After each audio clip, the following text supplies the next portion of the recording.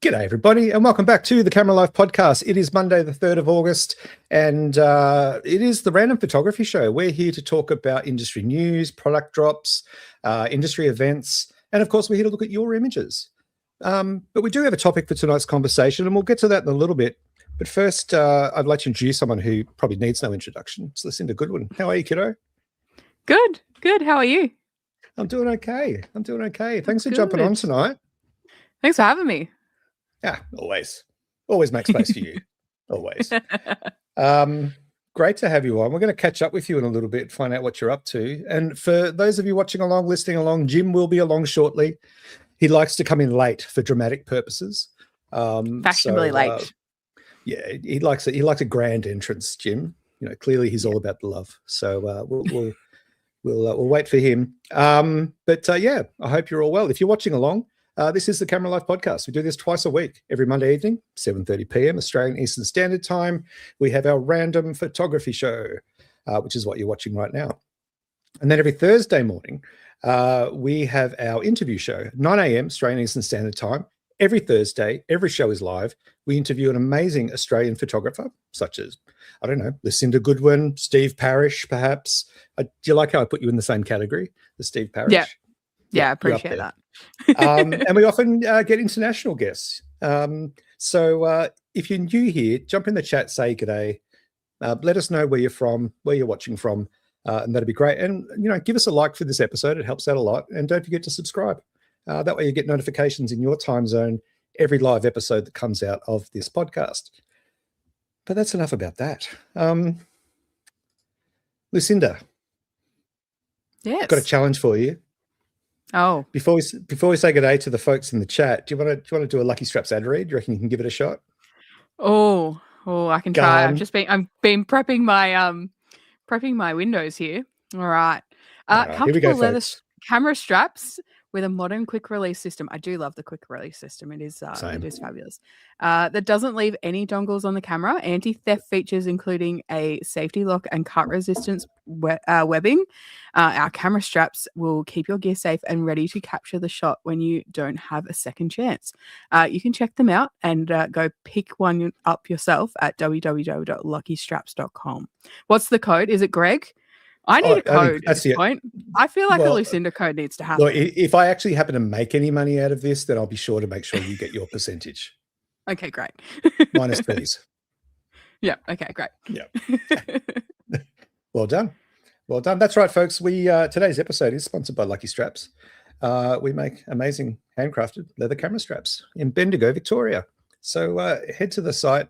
We make camera straps, but if you're not after a camera strap, that's cool. They're not for everybody. I mean, they are, but they're not. They are. They really are.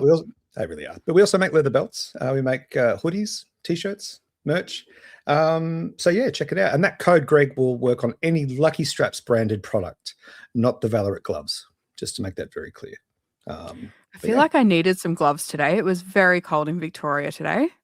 I know, right? No. Crazy. Shocking. Hate winter. I like winter. I don't like the cold morning freezy fingers thing as a photographer. Yeah, no. Yeah. I went out the other morning. I'll show you some photos later when we bring up our images. But I went down to Chapel Street, my local hood, on Saturday morning, I think it was. Went out about 6:30, caught the sunrise. Wow. But I think that was the sunrise was epic. Yeah. Nice, beautiful clear skies, breaking cloud. And the sunset, I feel like on Saturday was great. I was driving home from a gig last night. It was an early gig, so I was like coming home at like 10 o'clock. And I almost drove off the side of the highway because I was looking at the moon the whole time. The moon has been incredible the last week. Yeah. Yep. Like, it's going off. Insane. It is. Let's say good day to some people in the chat. And let's do it. We'll make a proper start. Who we got up first? Paul, good evening, Paul. Thanks for sending in your image. Dennis Smith, I had a quick chat on the text with Dennis earlier today. He is crook as a chook. No. He had a massive weekend, which we might get I was seeing some bits on social. Yeah. Big weekend. Boy. Yeah, and the thing with Dan is that he always throws his whole self into it. You know, no wonder he's crook. Like, it's not just like, here's my images, stand up and do a talk, take his check, and off he goes. Like, he puts his whole body and soul into everything he does. Literally. Literally, because the image that he sent in for tonight is reflective of his mood currently. It's an older image from BFOP a couple of years ago, but that will show you how much Dennis throws his mind, body, and soul into everything he does. Gotta love it. Love it. Philip Johnson, greetings all. G'day, Philip. Was that you're the third in line, Philip? Normally you're first. You're slipping. Richard Mail, g'day, Richard. Felicity Johnson's in the room. G'day, Flick. Rodney Nicholson, the old surfer boy, evening champions. Hey, Rod. Now, Rodney, you haven't sent any images for a while. I think that you're lacking. I think you need to send in some more work, mate. We haven't seen any photos. He's definitely shooting some though. Yeah. Oh, yeah. He's always busy. Yeah. And I love Rodney's little social posts of him sitting outside of somewhere selling prints or calendars off a card table. Oh, it's just classic. Yeah, so beautiful. Down the street in front of the IGA. It's normally where you find him, or at the market. Love it. Good evening all from Shamit Shah. Thanks for sending in your images. We'll get to those a bit later. Rick Nelson's in the room. Good evening, everybody. Lucinda in the house tonight. Awesome, indeed. John Latimer. Evening all. Hope everyone had a great weekend. Thanks, John. Tweak Productions. Hello, party people. Hope you get better soon, Dan. John Latimer again. Congrats, Dan, on your event over the weekend. Looked amazing. And Dennis just jumped in again. Tweak Production, thanks, mate. Just been a wild few weeks with no rest. A day in bed is good for all of us sometimes. Absolutely. I say go to bed every day. Nana naps are underrated. Like I feel you, Dennis, because I was crook as last week, and I was just saying to Greg before we jumped on, I had like 5 shoots and like 3 days of social work, and it was too much. I had to cancel some catch-ups with friends. I was like, I need to rest. I need to look after my body because there's lots to do. So just hot tea like Greg's got, and early to bed. Yep. It's the way to do it. And when you work for yourself, it's so challenging to get crook. Because all of those activities, it's not like you just put an out of office on and someone else picks up the slack. Excuse me. Sorry, everyone. Don't die on us. Inside of my lungs there. Who the else tea went down the wrong way. It pretty much did. Huge ass photo. Good evening, all. G'day, huge ass. Great to have you. Sunrise is too early, says Greg Carrick. Come on. Yeah, I agree. He's a night owl. He's a night owl, that's for sure. Sunset. Actually, get the sunset. I was saying to someone today, my mum always refers to the Cromie. She says, the Cromies are fowls, not owls. We're morning people. We don't do well at night. And I can certainly attest to that. She doesn't do well at night. Rodney will send something next week. Amazing. Den's sending love to everyone. Phil Taylor, photography. G'day, Phil. Evening, folks. And Tweak Productions. Hey, Greg, did you get my images from last week that didn't come through? Yes, I did. Thank you for giving me the Google permissions. So just a reminder to everyone who's watching, if you haven't sent images in before, you can send them to justin@luckystraps.com.au. Include your image just as a JPEG file, and make sure you name the file in your name. So if you send in 1 or 2 images, make it, John Latimer 1, John Latimer 2. Give us your camera settings and a very brief description of your experience, where you were, and why were you taking that photo, and what was it like for you? So let's see your photos. We'll get to those a little bit later. Where to from here? Where should we go next? Should we do some news? All right. Let's do some news. I don't know if you've seen this on social a bit, but obviously Christopher Nolan's The Odyssey came out. It's the talk of Hollywood, obviously. Yeah. Massive undertaking, all shot on 70mm film. And the size of the IMAX film cameras, they're just incredible. Bananas. Yeah. And they've had to develop all this additional technology and ways of even for the actors to work around such a big device. Because when they're doing like a face shot and they have the camera's looking over someone's shoulder, they had to create this mirror system that allowed the actors to connect eye to eye, because otherwise they were too far apart because of the size of the camera and crazy stuff going on. Anyway, so I've been seeing lots of clips about because everyone's saying, you have to see Christopher Nolan on IMAX, on the proper full that's screen. The experience. Yeah, that's what they're saying. But I did find. Right. Let me just remember how to do this because it's been a week. Let me go to share screen. Let's go to Instagram. So this is the sort of stuff that I've been. Yeah, here it is. This is the sort of stuff I've been seeing all over social of people on a little tiny Canon, like film camera almost. Yeah, I think that's like a really early. I don't know what that is. Yeah, couldn't be AI. I didn't own one of them. No, and then here's another one, an even smaller camera, which I thought was pretty interesting. This is one of the Kodak Chimeras playing the Odyssey as it was meant to be on the world's smallest. What else could you play it on? Maybe like a Game Boy? I saw a Game Boy, someone shooting on a Game Boy or like a Nintendo console, like at a gig once, like trying to shoot shows. Well, because they all had cameras, a lot of the Nintendo handhelds. Yeah. But I have seen someone play it on a Game Boy, like the original Game Boy, the grey kind of bricky one. Someone played it on that.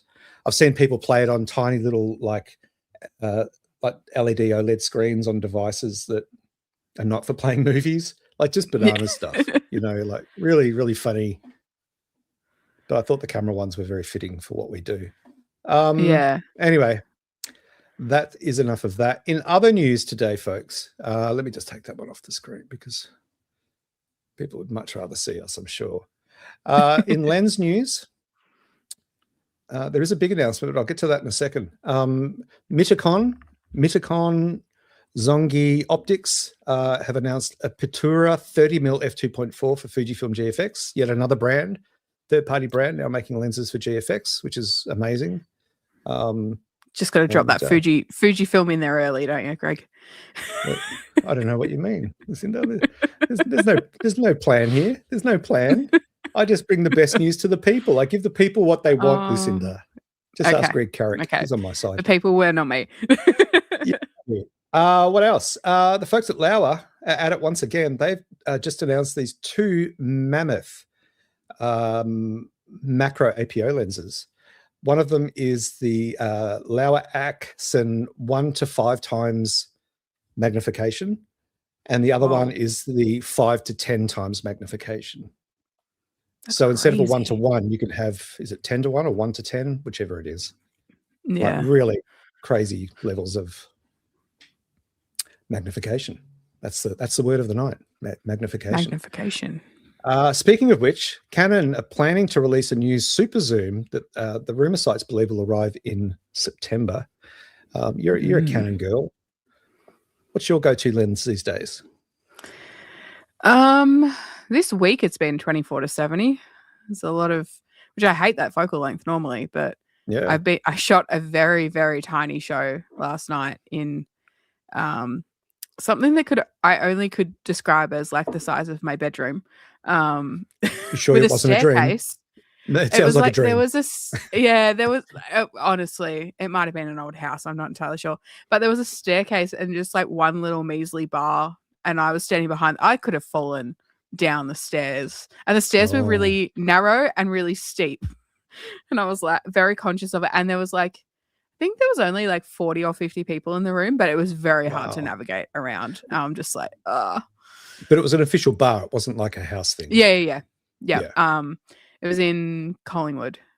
Okay. It's just a big pivot from like Friday night. I was shooting like at a theater, and then went to this little tiny bar on Sunday, which we'll go into. But it just speaks of your 24-70. Yeah, good. Yeah, 24-70 is probably where I'm at the moment. Nice, very nice. I got to run around last week with the Tamron 150-500 for X mount. Oh yeah. And that was a lot of fun. I decided to take 2 kilos on top of a 500-gram camera. And so I attached the lucky strap plug to the lens, not the camera, because I was worried that the lens would snap my mount off. Yes. So learned that very quickly. And that was a lot of fun. I went and shot street photography with a 150-500. I kind of love doing stuff like that. That's like super unconventional. Like a lot of the, like that same show that I was talking about in Collingwood, I shot a 70-200 at some points just to get the compression. I didn't need the reach, but like it was cool to like, I kind of love that. Yeah, It's a lot of fun. And it just sort of shakes up what you're used to doing. Yeah. Because I mostly shoot with a 23 or 35mm full frame equivalent prime. And so I can basically pick up my camera and take a photo without even looking at the EVF or the screen because I'm just so used to using that. You know where the frame is, Yeah, but then you put a different lens on it just changes your whole experience. It's really, really cool. Yeah. It challenges your perspective really nicely, which is sometimes what you need to sort of shake yourself up if you're like in a bit of a rut or, you haven't shot in a while and you just need something to just break out of that mold. Yeah. Yeah, for sure. And I'm not saying you have to go buy a lens. You can borrow one off a friend. You can rent one from a store. Yeah. You can go for a photo walk with someone else and swap lenses that has the same camera body. That sort of 100%. Stuff. In other lens news, folks, question's been posed. A little while ago, we announced that the rumor sites announced, it wasn't our news, that the Viltrox were releasing a couple of new, a 25 and a 35mm f1.7, the air lenses for micro four thirds. And since that announcement, everything's gone radio silent. And, obviously someone pointed out that this brand, what was it again? Viltrox. Viltrox is not part of that alliance that creates micro four thirds lenses. And they don't know, people are just like sort of speculating a little that, maybe they kind of rushed to get this information out without it being kind of fully fledged in some way. It's kind of bizarre. Anyway, we'll keep an eye on it because I know that you're all dying to know about the new micro four thirds lenses. That was rude of me. Sorry.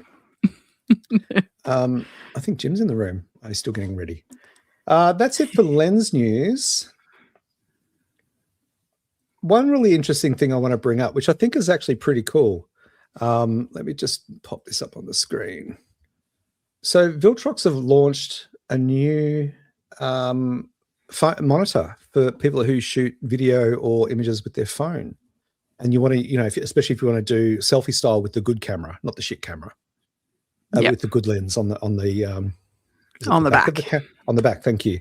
So Viltrox have, which I think is pretty ingenious, such a simple thing to do, created a monitor for mobile content creators. Yeah, there's a few of these floating around. That looks like a pretty big one though. The 5-inch one is pretty big. 5-inch external monitor. It only weighs 112 grams, which is pretty cool, with a resolution of 1920 by 1080 and 400 nits of brightness. That's impressive. Yeah. I wonder what the battery's like. That would be that'll be the next thing. That would be the hard thing. Although if you're shooting video, chances are you've also got a battery pack. Yeah. Like if you're going to go to the trouble to get an external monitor. Yeah, but then it's plugged. I think it's plugged directly into your charging port. So like how long does it charge off the phone? Doesn't say. Yeah. It'd be interesting I haven't played with one of these before. A lot of people use their, like if you're in Apple ecosystem, a lot of people use their laptop as like a display when they're shooting that sort of content. So you can sort of link up your phone to your computer. But yeah, this is a handy way to sort of frame up, and it's a bit reminiscent of the Lunar camera with a little like detachable screen. Yeah.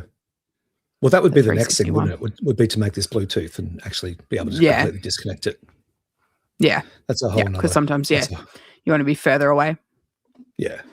Let's see. Jimmy, you ready? Can you give me a nod if you're ready? Yeah, he's giving me the thumbs up. Let's say good day to Jim. A round of applause, everybody. It's Jim. Hey. I made it. Good. You how made are you? it. I made it. How are you, mate? Putting kids to bed. Well, how are you? Yeah, good. You've got that porn star mode going strong. Yeah. Got it ready for tonight. That's why I was late. Yeah. Oh. Just wrapping up a shoot for sure. No, it's just working on the mustache. Oh, okay. All right. Yeah. Dan's happy you're here. Oh, everyone's happy you're here. Wow. Oh. Look at this love. Thanks. Did I go the right way? I think I went the wrong way. And he does a Sony shooter now. That's a fair call. Nah. Lots of love from everyone. Jim, how are you? Thanks. Well, how are you? I'm okay. How's your week been? Busy. Hearing that a lot. Has July been? Has July been particularly busy for you too? It just seems just building. Yeah, sort of. Yeah, got a bit going on. A few shoots popping up, which is nice. So, and it's good to see too, because we often get a bit worried when people stop spending money on stuff. Yeah, exactly. Cost of living, everything else going on in the world. But it's good to see that people are still looking for people like us. Yeah, exactly. Indeed. That was the only camera news I had. I've got a bunch of other news, but probably the biggest announcement of the week is that Tamron has confirmed. Let me bring up this news article. Sorry, guys. Where'd it go? So many windows open. Tamron have confirmed that Sony has made inquiries into acquiring them. Wow. Which is really interesting. There's a couple of sources. There was a couple of rumors going around first, and then Tamron have come out and said, "Yep, yeah, they've come to us. They've offered us an offer to acquire Tamron lenses." It's interesting to see this sort of move from Sony. And I'm trying to make sense of it. What do you guys think of it? Don't they make pretty good lenses, don't they, Sony? Sony make amazing lenses if you can afford them. I thought. Why? Why? Yeah, why? Why is the question? I wonder whether they're buying it to squash it, or are they buying it to potentially, and then let me read out their company statement. So regarding the partial media reports about our company, this is from Tamron. Yesterday, Diamond Online published a partial report stating that there had been an acquisition proposal regarding our company. However, this was not announced by our company. It is true that we have received a non-binding proposal from Sony Corporation concerning a series of transactions to make our company a wholly owned subsidiary of the Sony Group. In response, we have established a special committee and are examining various options aimed at enhancing corporate value. At present, however, there are no matters that require public disclosure, blah, blah, blah, blah, blah. But they'll let us know. And then there is a public statement, but it's all in Chinese. Yeah, interesting. Wasn't there a rumor that didn't Nikon own a third or have interest in a third-party lens manufacturer? Not sure. Am I imagining that? I feel like it might be. There was something about Nikon. Maybe it wasn't. Dennis has said in the chat that Sony already have a cut of Sigma. Maybe that's what it is. And then Roy said, is Sony enhancing their range or killing the competition? Yeah, would they squash it so that no one else can use Tamron lenses? Yeah, and then have third party and other. Yeah. Yeah, maybe. Lots of comments in the chat. Back in the day, Nikon made lenses for Canon. Thank you, crackers. There are Tamron lenses that have been rebranded as Nikon Z lenses. Thank you. That's what it was. And finally, from Rick Nelson, the offer apparently is 1.2 billion. I'm not sure what. 1.2 billion yen dollars. Yeah, 1.2 billion yen is not that. Yeah. It's a lot. Yeah, it's not. It's a lot. It's not. Yeah, it's not a lot. It's interesting, if it is to kind of acquire and then absorb that product range into their own offering, that would be one step. Obviously, as I said earlier, Sony do make entry-level lenses. They make enthusiast-level lenses, and they make some pro-level lenses. Their pro gear is really good, really expensive. This. And Tamron, Tamron make amazing lenses for a whole range of mounts. So it would be interesting to see whether they would let Tamron continue to run as Tamron, supporting all mounts and all camera systems, or whether they would just make it Tamron Sony lenses only. It'd be really interesting to see. Tamron's a great brand. Their lenses have come leaps and bounds, especially in the last few years. I just took out I'm sending it back tomorrow, the 150 to 500, as we talked about earlier. That's a cracking lens. Glenn Lavender has just been promoting the new 12-20 full frame wide zoom with some of his work. That's a Tamron. So yeah, it's interesting to see. You know, I don't. We sometimes hear about these acquisitions, and then we sometimes, you know, I had no idea that DJI owned Hasselblad. Like I just didn't know. You know, often that sort of stuff happens, and it's not really publicly available knowledge, and it's just people just move on with it. But yeah, it's an interesting state of affairs to see what happens. You know, is Tamron not doing so well and they need a bailout, or has this completely taken them by surprise? You know, that would be kind of my first question. It seems strange. Like what? It does. Why? It does. Yeah.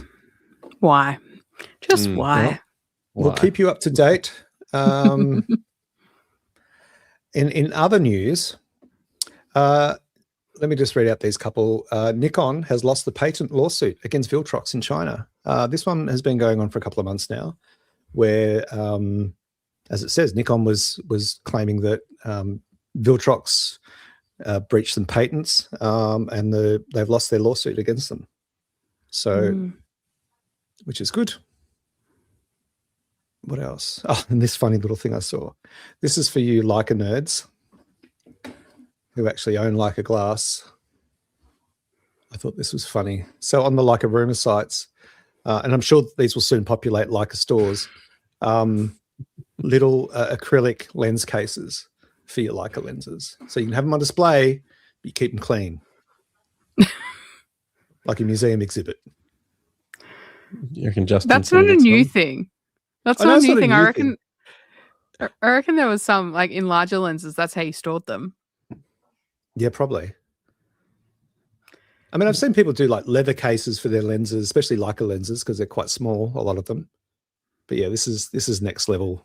This is peak Leica. Jim, I reckon you're right though. Justin will be totally on that. Well, I said that, and then I thought, isn't the Q3? It's fixed, isn't it? Yeah, give him time, Jim. He'll have a Leica eventually. Give him time. A real Leica. Sorry, Leica. Dan. So that's pretty much it. He's probably not listening because he's in Africa gallivanting. Yeah, he is gallivanting on safari. I think he comes home tomorrow. I hope he's home soon. We've got a shoot on the weekend. Yeah, he's going to be back for this Thursday's. He'll be back for this Thursday's podcast. He gets in at about this time tomorrow night, I think. Yeah, I've talked him into shooting a wedding. Have you? Oh wow! Yeah. So it's a funny story, I think. But let's hear it. Do you want to hear it? Okay. Is it a public? So I was like, don't leave it. Well, I don't know if you want to go into it, but I've got a wedding on the weekend, and the couple told me that the venue is sending a photographer down from Sydney to shoot some photos for them. And I was like, that sounds like a terrible idea. Who is this person and why are they going to be crashing your wedding? Like, that's ridiculous. And they were going to reach out and get back to me. And then about a month later, the venue reached out to me like, hey, we've got these two events we'd love a photographer for. This is one date, this is the other one. I said, well, and I rang Justin. I said, are you available first? And he was. And then I rang them back and said, well, I'm actually a photographer for that event, the wedding, the first one. And Justin's available, so he could shoot it. So I've talked them into booking Justin for the shoot. Nice. So he's going to be working at a wedding as working for the venue, which will be good because we still, yeah. But that's not normal for a venue to.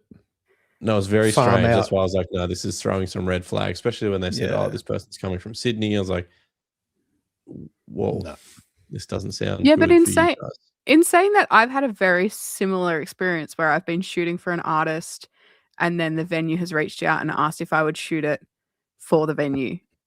And the artist was fine with it because the venue was then paying me for the shoot. Yeah. And they were going to share the images to the artist. Yeah. Like most of the shoot shots in the brief, like half of them is what I would be shooting anyway. So anyway, But we get to hang out at a wedding. Getting the band back together. Are you going to wear your matching shirts? Yeah, we're going to wear our photographer vests. Oh, you love it. No, didn't you have an award ceremony where you won an award? Wasn't that long ago? And you both had matching shirts on. Yeah, we've still got the shirts. Yeah, I think you should wear those. Might bust them out for the dance floor and the vests. Yeah. And the matching lucky strap. Yeah. Well, maybe. I run the harness, the secret harness. The secret harness that I'm not allowed to have yet. Yeah, the prototype. I've seen it. Listen, it's really old now. I am expecting one on my doorstep. I am expecting one to show up. Yeah, you're on the list. Keep waiting. Don't you worry. Yeah. If you move house, update your address. It might take a while. Yeah, okay. That's as far as it's going to go. Where are we at? We've done all the news. Oh my God, how have we done it so efficiently? It's only 8 o'clock. Jim, why don't you give us an update on what you've been up to professionally? I had a couple of boudoir shoots in the last sort of week, and then a couple of meetings, so that's going well. Got a commercial shoot tomorrow, which is actually another kind of funny story. They reached out and they had photography done, which they weren't happy with.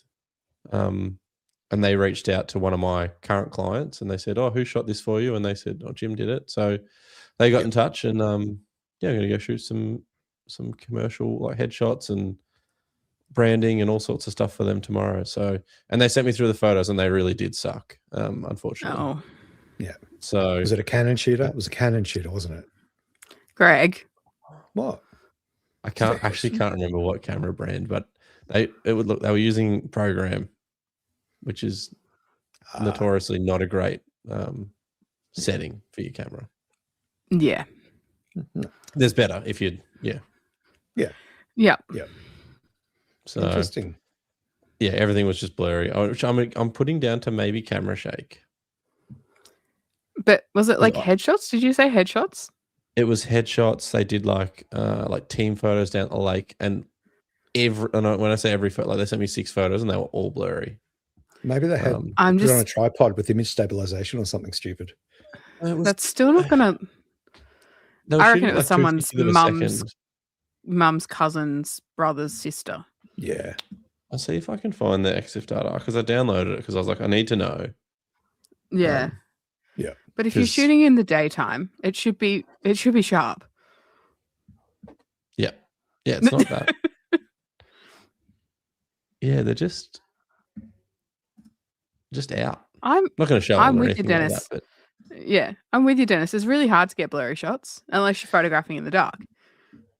Yeah. Well, actually, to be fair, this team photo is not that bad. No, it's still blurry. I don't know how. It is. Like, it genuinely is. Run us through the settings. Obviously, you can't put it on the screen, but what are the settings? No, I won't do anything like that. No, don't do that. We are 50mm lens, ISO 100. Oh, it's a Canon camera. EF50 1.8 STM. Oh, that's like 100 years old. That's a nifty 50, isn't it? That's like the little plastic dinky 1.8. It's like it doesn't tell me it's 100 years old. Yeah. What else is there? Oh, exposure rate, auto exposure program, normal program, 1/60th of a second at f5. 1/60th or 160? 160th, sorry. Yeah. I was like, a 60th? That's not slow.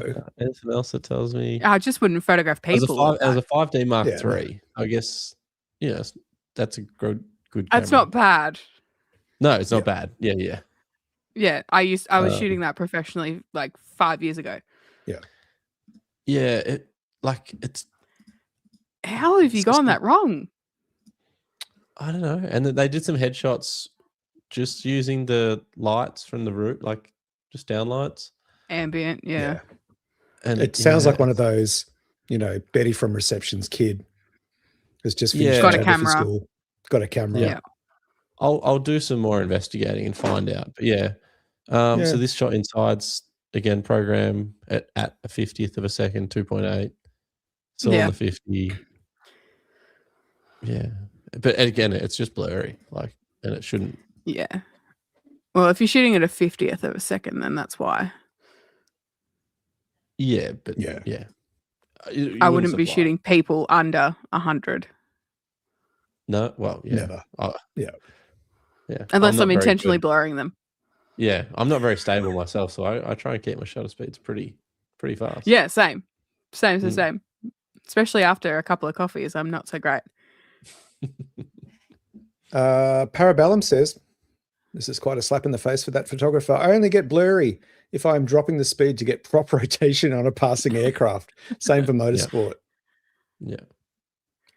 Felicity does do headshots around Bendigo, but she assures us it wasn't her. We're on to you, Flick. That.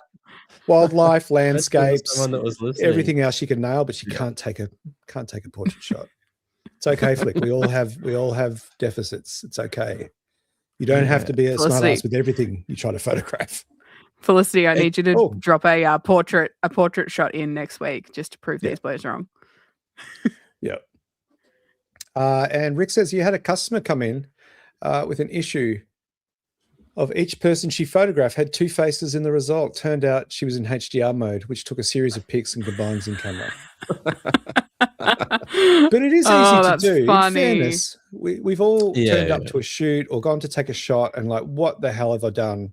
For me, it's usually what settings have I left it in?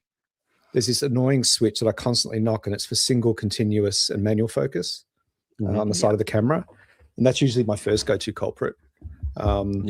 But I had a mate message me the other night saying, I've been taking photos of the XT5, Fujifilm, sorry, and it takes forever for it to load to the SD card. Like it stops me from taking another photo. And it turned out he had it on HDR mode, so it was bracketing. Trying to, all that sort of stuff. Actually taking 100 images. Actually, and then it happens. It took me about 10 minutes to find the self timer button on my Z8s the other day because I just don't ever use that setting. So it's funny when you you go hunting for a particular setting that you haven't used in like 6 months, and you're like, where is that? In what menu does this live in? Yeah, it's I could find the menu and I could adjust the timer, but I couldn't turn it on. Yeah, because you got to turn it on like via the top of the camera, not in the menu. So I could adjust the timer. Menu. But I couldn't adjust. I couldn't turn the self timer on. The actual timer on, because it's a certain,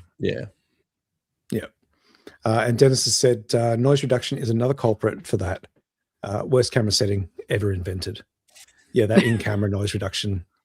It's terrible on Fujifilm. It just makes everything stop. Yeah, just like most things. Yeah, pretty much. Yeah, autofocus, image quality. Yeah. It's a quick drive by there. Yeah. I know, it was a very quick. It was a very quick. Yeah, whatever. Lucinda, let's look at some of your images and talk to us about what you've been up to, and then we'll jump into some news, and then we'll start. Not news, sorry. And then we'll start looking at some other people's images, and then I'll give you an update on what I've been up to. Yeah. Well, I've put in some older images. They're not old, but they're like last couple of weeks old, because a lot of the stuff that I've shot in the last 2 weeks is kind of embargoed. There's a lot of stuff that I've been shooting. Yeah, well, they're like I shot stills on a music video for 2 days last week, which was fun. But yeah, I can't show you any of that work because the music video is not done yet. And yeah, so a few gigs over the weekend as well that are up for artist approval before I send stuff out. So yeah, these are some stuff from the last couple of weeks. So this was a show that I did with a friend of mine, Angus. It's his last show for a little while. He's actually stopping music. So he's been playing music for years. He released his debut EP, and this was the launch of it. But now he's not going to do music anymore because it's just sort of eating away at his soul a little bit. And so he's just like, I'm just going to put it down for a little while and just see sort of where life takes me. So yeah, this was like a big celebration kind of friends and family and just like getting to celebrate this beautiful body of work that he created and released. But also like, a bittersweet sort of feeling. Because obviously, it's like the last time he's going to play live for the foreseeable future. So yeah, it felt important to sort of capture and document this, and just like friends and everyone having a good time. It was packed. This is at the Bergie Band Room. This is a venue I shoot quite often.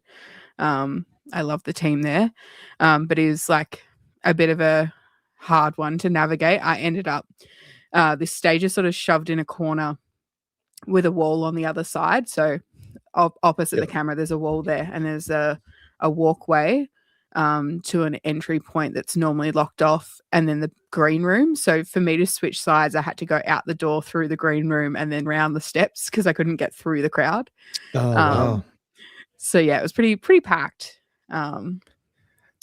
But yeah, it's a lovely intimate shot, and the connection between these guys. Is that one of your cameras just behind the drummer, set up on a tripod? No, there was a video crew of about 7,000 cameras on stage, and in the crowd, I think they had like literally like 7 cameras on that railing that you can see just poking in. There was a Osmo Pocket like attached to it. There's a camera there. There's a camera on the floor. There's like a cellist in the back corner there. There's a camera on the floor there. There's a camera on the floor the other side. And then I think they had one in the back of the room, and then 2 roving. It was a whole dodging situation. Yeah. Greg, maybe just try if you hit view and then see if you can get full screen. No, that's not an option. No. Yeah, sorry guys. This is my part-time gig. All right. That's a bit better, but we're chopping some of it out. But yeah, okay. The artifacts in the air, like the mist or the smoke from the smoke machine, I assume. Fog, yeah, it's just cool. It just gives it a really kind of a nostalgic, timeless vibe. Yeah. It felt. I haven't done a lot of black and white processing of late, but there was a few images in this set that I was like, oh, this needs to be black and white. As soon as I shot it, I kind of knew. Definitely felt. Oh, well done. That's beautiful. Felt right. That's a keeper. Okay. Let's do this old school. Let's go into this one. Oh, here's another one. So a few of the same show. I kind of like this one just with Angus's expression. Yeah, it's got to be. But I'm sitting on a set of stairs. So you saw the railing in the last shot, and then there's 2 guys either side there, and I'm shooting in between them.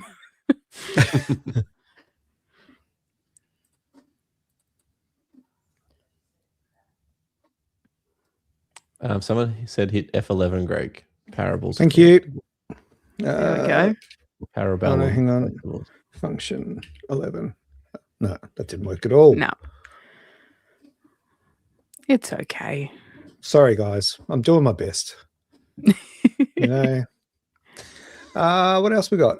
Got a few more here. This is another show.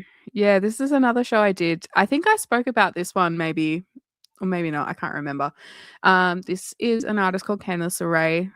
She is a First Nations artist, and she was doing this beautiful showcase of an upcoming body of work that she's got coming out. And it was in a theatre in Melbourne, and the premise of the show was that her dad, I can't remember the region that she's from, but her dad sort of built these fish traps and was really like significant to the town. And so he would catch all this fish, and still to this day, he was at the show. It was really, really, really special. He drives around in his ute, and anyone who's like struggling or, is looking for something to eat or whatever, he will go around and just like hand out fish out of the back of his ute. It was like such a beautiful story. And so the wire and the sticks and stuff in the background is a replica of that fish trap. So, and then it was actually a playable thing. So they had it all wired up, and other musicians, all the other band is behind that. And then they could like touch it and it would play music. Wow. Oh, wow. So it was really cool. And then they had, all this vegetation and stuff on stage. Yeah. And you're shooting through some there. Yeah, so I am. Yeah, so I'm on the ground sort of shooting through it. But yeah, it was such a beautiful show. And theatre setting. So everyone's seated. Her family was all there. There was like this little documentary of sort of explaining the fish traps and the significance of them. Yeah, so it was really a really cool show. Wow. And same thing, there was like a video crew with like multiple cameras, 2 photographers, so me and another girl shooting. But yeah, it was just a really special one. It was a bit different. It's kind of like very much leans a bit theatre because of the staging of it. which is kind of fun for me because it's like, oh, there's interesting things to sort of interact with and play with on stage and shoot through different things, which I don't often got these get the opportunity. shells hanging off her microphone stand. Yeah, so she's playing them like a wind chime, kind of just clanging them all together. That's beautiful. And then she's got all these native flowers in her hair too, which was gorgeous. But yeah, such a fun show. And I'm sorry that we're not doing the photos justice here because it's the best way to look at them. But okay, yeah. So here's the band behind the wire cage. Yeah. Someone's hands there. Oh, they're great. Yeah, that's a video. Can I ask you a question? Yeah. Which do you prefer, the energy and the power of a big stadium concert, or these sorts of intimate storytelling kind of experiences? Like these two shoots that you've shown us are very intimate experiences for the artist. Yeah. And you've captured them beautifully. Which do you prefer? I don't know. It sort of depends on the week, I reckon. Like, I know I shot something at Geelong Arts Centre on Friday, which was like a stripped back version of, I don't know if everyone's aware of the Cat Empire, but I shot them like last year, and it's like a band of like 20 people and they're running around on stage and there's like just color and energy. But then they had like this stripped back version of 3 of them on stage, just seated and just playing through everything sort of a little bit more stripped back. And even though that room was huge, it was like lovely to sort of see that and sort of slow down and appreciate music in a different way.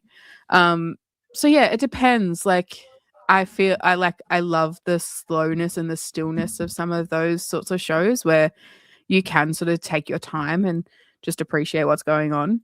But then in saying that, then a big stadium arena show that's like high energy and high impact is always so much fun to shoot because there's so much going on. But I feel like I miss more shots in those scenarios because like sometimes there's just too much happening on stage for you to capture everything. Yeah. Cool. No, these are beautiful. Amazing. Thanks. Very, very cool. A couple of quick comments in the chat. It's got a couple of late arrivals. I did see back here that David Skinner showed up late. Please see me after class. Who else we got? Richard Males here. I think we've got some of Richard's images to show a bit later. Hello. And Nev's joined, and Nev's currently teaching his son everything he knows about photography, which, probably won't take long, Nev, to be fair. I'm joking, of course.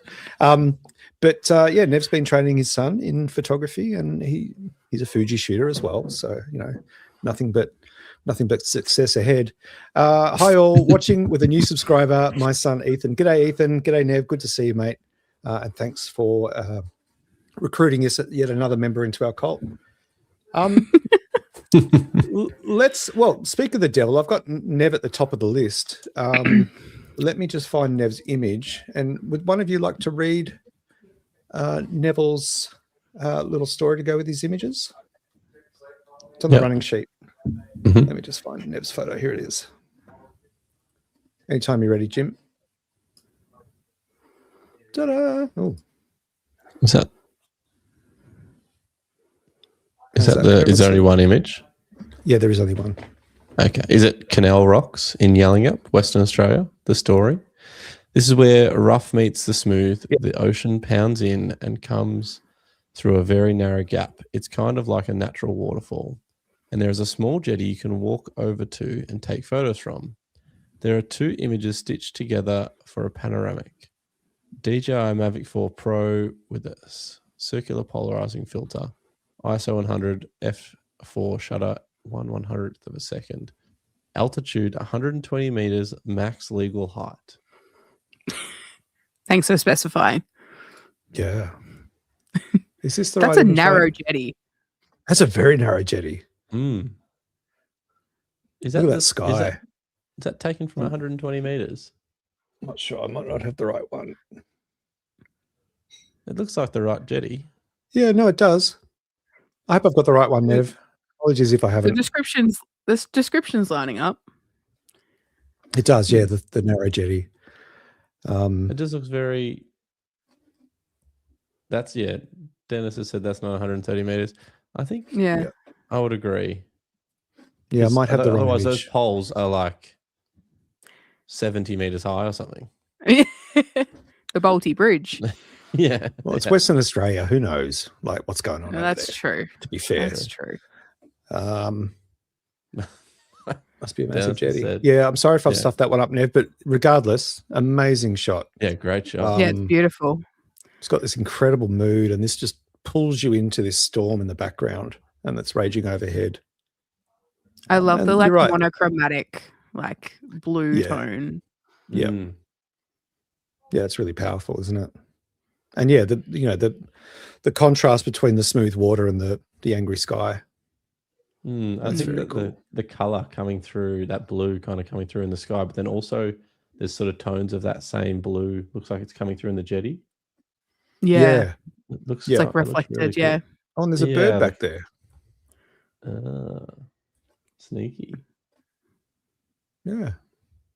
Yeah, I have a feeling this wasn't shot on. Yeah, description a bit confusing, but the image is amazing. Yeah. All right. Well, I'll have to talk to the work experience kid about that one. Maybe really good at photos, not great at descriptions. Yeah, maybe. Crackers. Now, Crackers, this is the second photo Crackers sent in. He sent me one a couple of days ago to Justin and I, and then he sent me a message to Savo saying, can you swap it? I don't want that one. I want this one. So I've got a brand new photo from Greg. So he went to the same spot and took a better photo. He wasn't happy. Last minute switch out. Oh, hang on. Here's another Nev Clark. Did I? Look. Let me bring I've got the right photo. Sorry, one. Nev. You got the right one? That's on me. Hey, there we go. This is a panorama. Yep.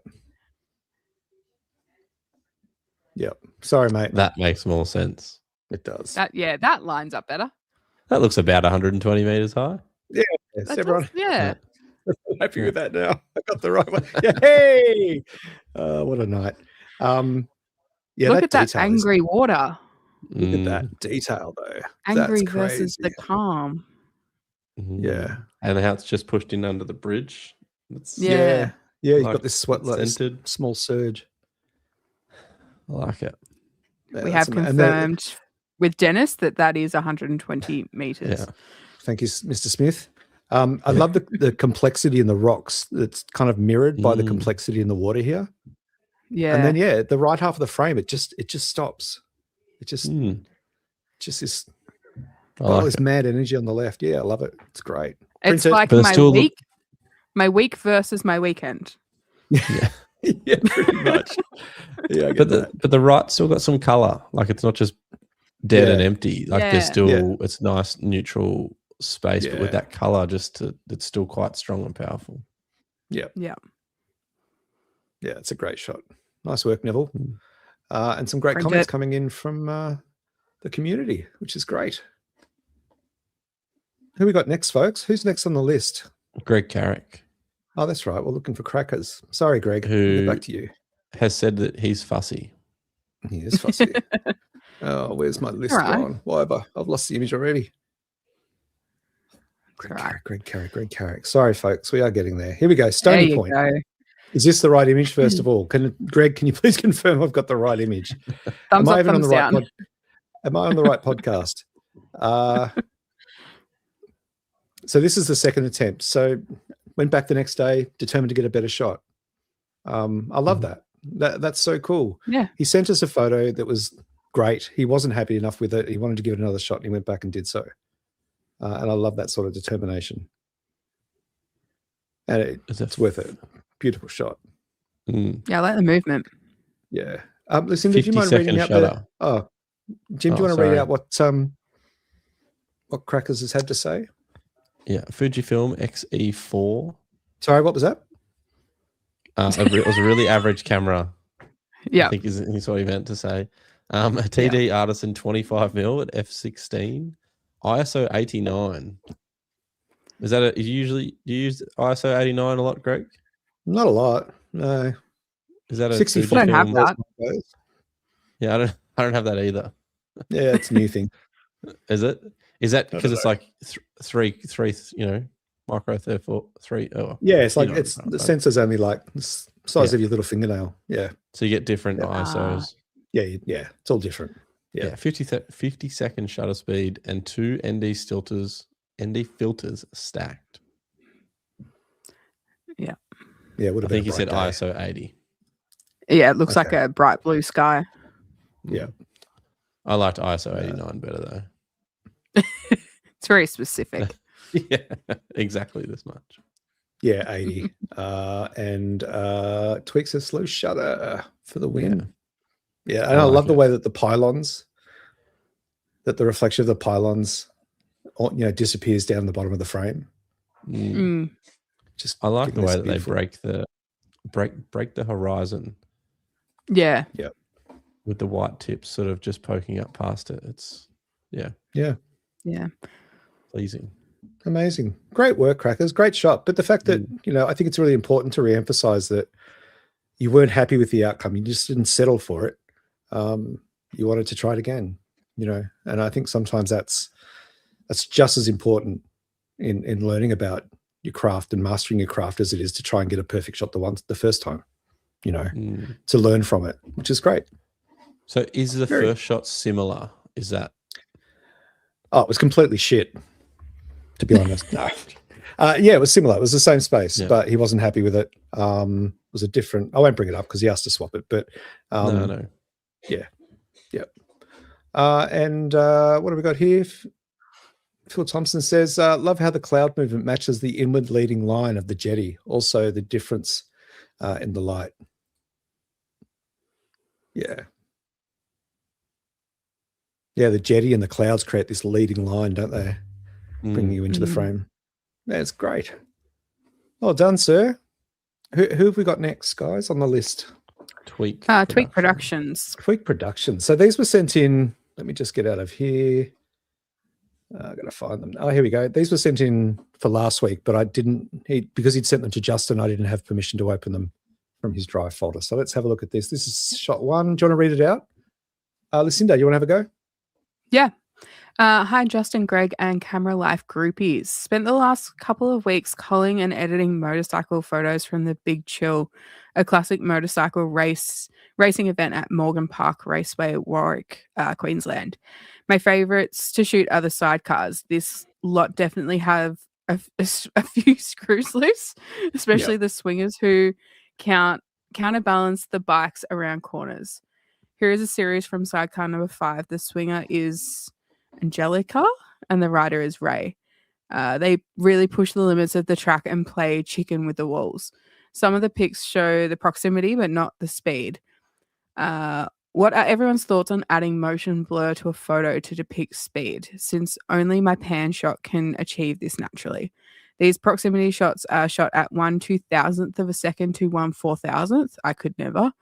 And can't show the speed as they fly past me at 120 plus kilometers from less than a meter away. Would love the feedback. These are shot on a Canon R5 Mark II, the most elite camera, with RF 24 to 105. No, seriously, look at the detail. And EF 100 to 400 L2. Cheers and have a great show. That's amazing. That's really cool. Yeah.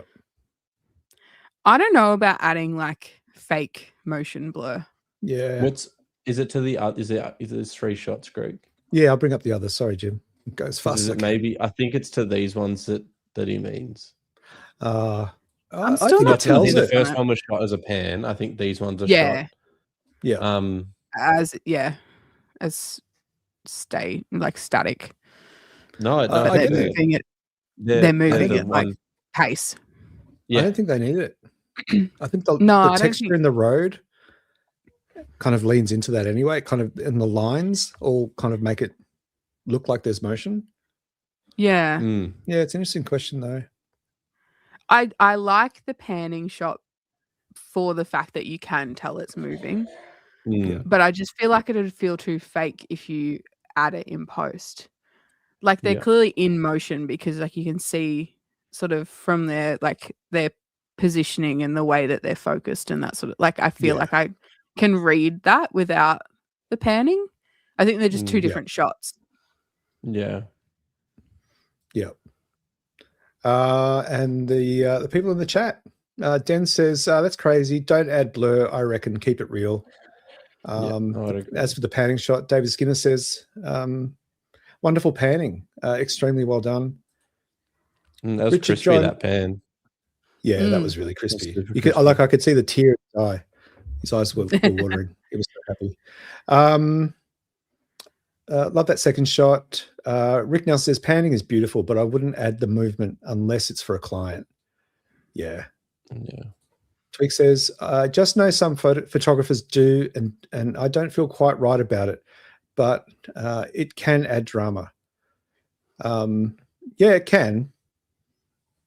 But I think keeping it real is far more important. Unless someone's also, I think also like when you enter competitions and stuff, like I know from entering the AIPPs way back when I was studying, they won't let you do stuff like that. Like it has to be shot in camera. Like I wasn't able to remove a mic stand. Not that I ever would or like would bother to do that. But yeah, if there's something a little bit not quite there in composition, you can't just like Photoshop it out. So similarly, I would imagine that if you were to enter some of these in particular competitions, they wouldn't allow you to have fake motion blur. And Parabellum Collectibles, final comment. Not a fan of fake image blur. The image here is spot on. Love it. Panning is where you need the image blur, but should be done through the photography and through the camera. Yep. But yeah, gorgeous shots. Really crisp. Super crisp. Yeah, nice work. Yeah, amazing. Who's up next? Must be a Canon. Simon. Yeah, England. it's definitely like a high res. Like the detail is just insane. Yeah. The creases in the leather. It's all there. Which is hard to do when they're flying. Yeah. Yep. Who's up next? Simon England. Simon. Let's find those images. Simon England. Just the one? Yeah. All right. Let me just. You want to read this one, Jim? Yeah, I can read this one. Heil, Mr. Cromie has been a bad influence and has infected me with the Fujifilm bug. I now have a Fujifilm XE5 with 23 2.8 and a 16 to 50 2.8 to 4.8, and it feels good. Oh, the color and the portability. These photos were captured during a walk around the Warners Bay foreshore after a rather tough day. Being outside and capturing some dark yet colourful silhouettes made it easy to face the next day. Fujifilm XE5 with 23mm lens, ISO 320 at f4 for 1/40th of a second. Nice. Unfortunately for me, work issues delayed me getting tickets to BFOP this year and I missed out. It hurts. So don't be offended as I fast forward through any sections where BFOP is mentioned in the next few months. Sad face. Keep up the good work, Simon England. This is a beautiful shot. And I'm sorry to say, Simon, you're going to hear the BFOP word a lot. It's going to pop up in the coming months. We'll do our best to be mindful of your pain and your suffering and your significant loss. Might have to do it like trigger warning. Yeah, maybe. Yeah, just have something flash up. Yep. I don't know about you guys here, but I kind of, with the two chairs, I kind of see a big difference. I feel like on the chair on the left are the two people that are hugging. I feel like the tree is also hugging them. Yeah, it's kind of wrapping. The person on the right is kind of distanced from the tree. The tree's nowhere near hugging them, and they're just in solitude. And I don't know, maybe that's just me seeing things. No, I feel like that tree on the left is hugging them. Yeah. Yeah, I see it. I would love to see a crop where we crop, I feel like it's a statue or something, like the blocky thing on the right-hand side. Yeah. If we crop there onwards, so go the other way. Here? Yeah, go the other direction and just like have the like two people. Yeah. Yeah. I see what you're saying. I would wonder, and like portrait maybe. Because maybe that orientation works better. But like, I don't want you to do it now, Greg, but I was just a suggestion. Because it is that like, I wonder what's happening.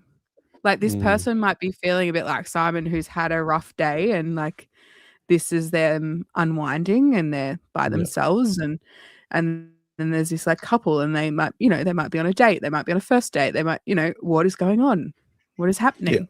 I just feel like it's like such a, and the tree obviously being like very symbolic of life and that sort of thing. Like it's just I like the theming going on here. And again, I might be being a bit woo woo, but oh, you have been known for it, Lucinda. I have been known to be a bit woo woo. That's okay. But yeah, I'd like to see the crop and see if that like consolidates. Yep. And I don't think you would lose much of the color because you've still got the purple through to the oranges, and the color is just gorgeous. Yeah. It's beautiful. Just this transition from this sort of blue up here. Can you zoom in a little bit, Greg? Even like the color on that left again, sort of symbolizing the couple and the person on the right's kind of got less color. It's a different they're seeing something different. Their color auras are different. That's what it is. Witchy woo woo. Very cool. There's something let's have a quick look at the comment. This is from Rick Nelson. The second shot. Oh no, that's regarding the panning. Sorry, everyone. What have we got here? We've got Den. Love the silhouette. Tweak. Love the silhouettes. Rick has said both branches show two stories happening in the one shot. Yeah, it's very true.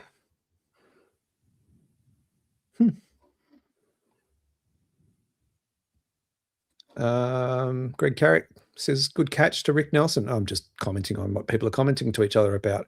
Gorgeous gradient here from Tweak. Felicity says, I agree, Lucinda. Such a beautiful image, but just cropping off the right a little bit might change that dynamic. The right-hand third is a bit noisy, as in busy, I think he means. Yeah. As opposed to the photography term noisy. It says busy. Oh, I read noisy. Oh, I'm sorry. That's my bad. Need new glasses. I think that's definitely what he means. Yeah. Sorry. Yeah, I think you're right, Jim. I think you're right. Anyway, let's move on. Would you guys be okay if I showed you some of Paul C? Oh, yeah. You want to jump in, Greg? Let's go. Yeah, I wouldn't mind showing you some of my images. Let's just turn that off. What have you been working on?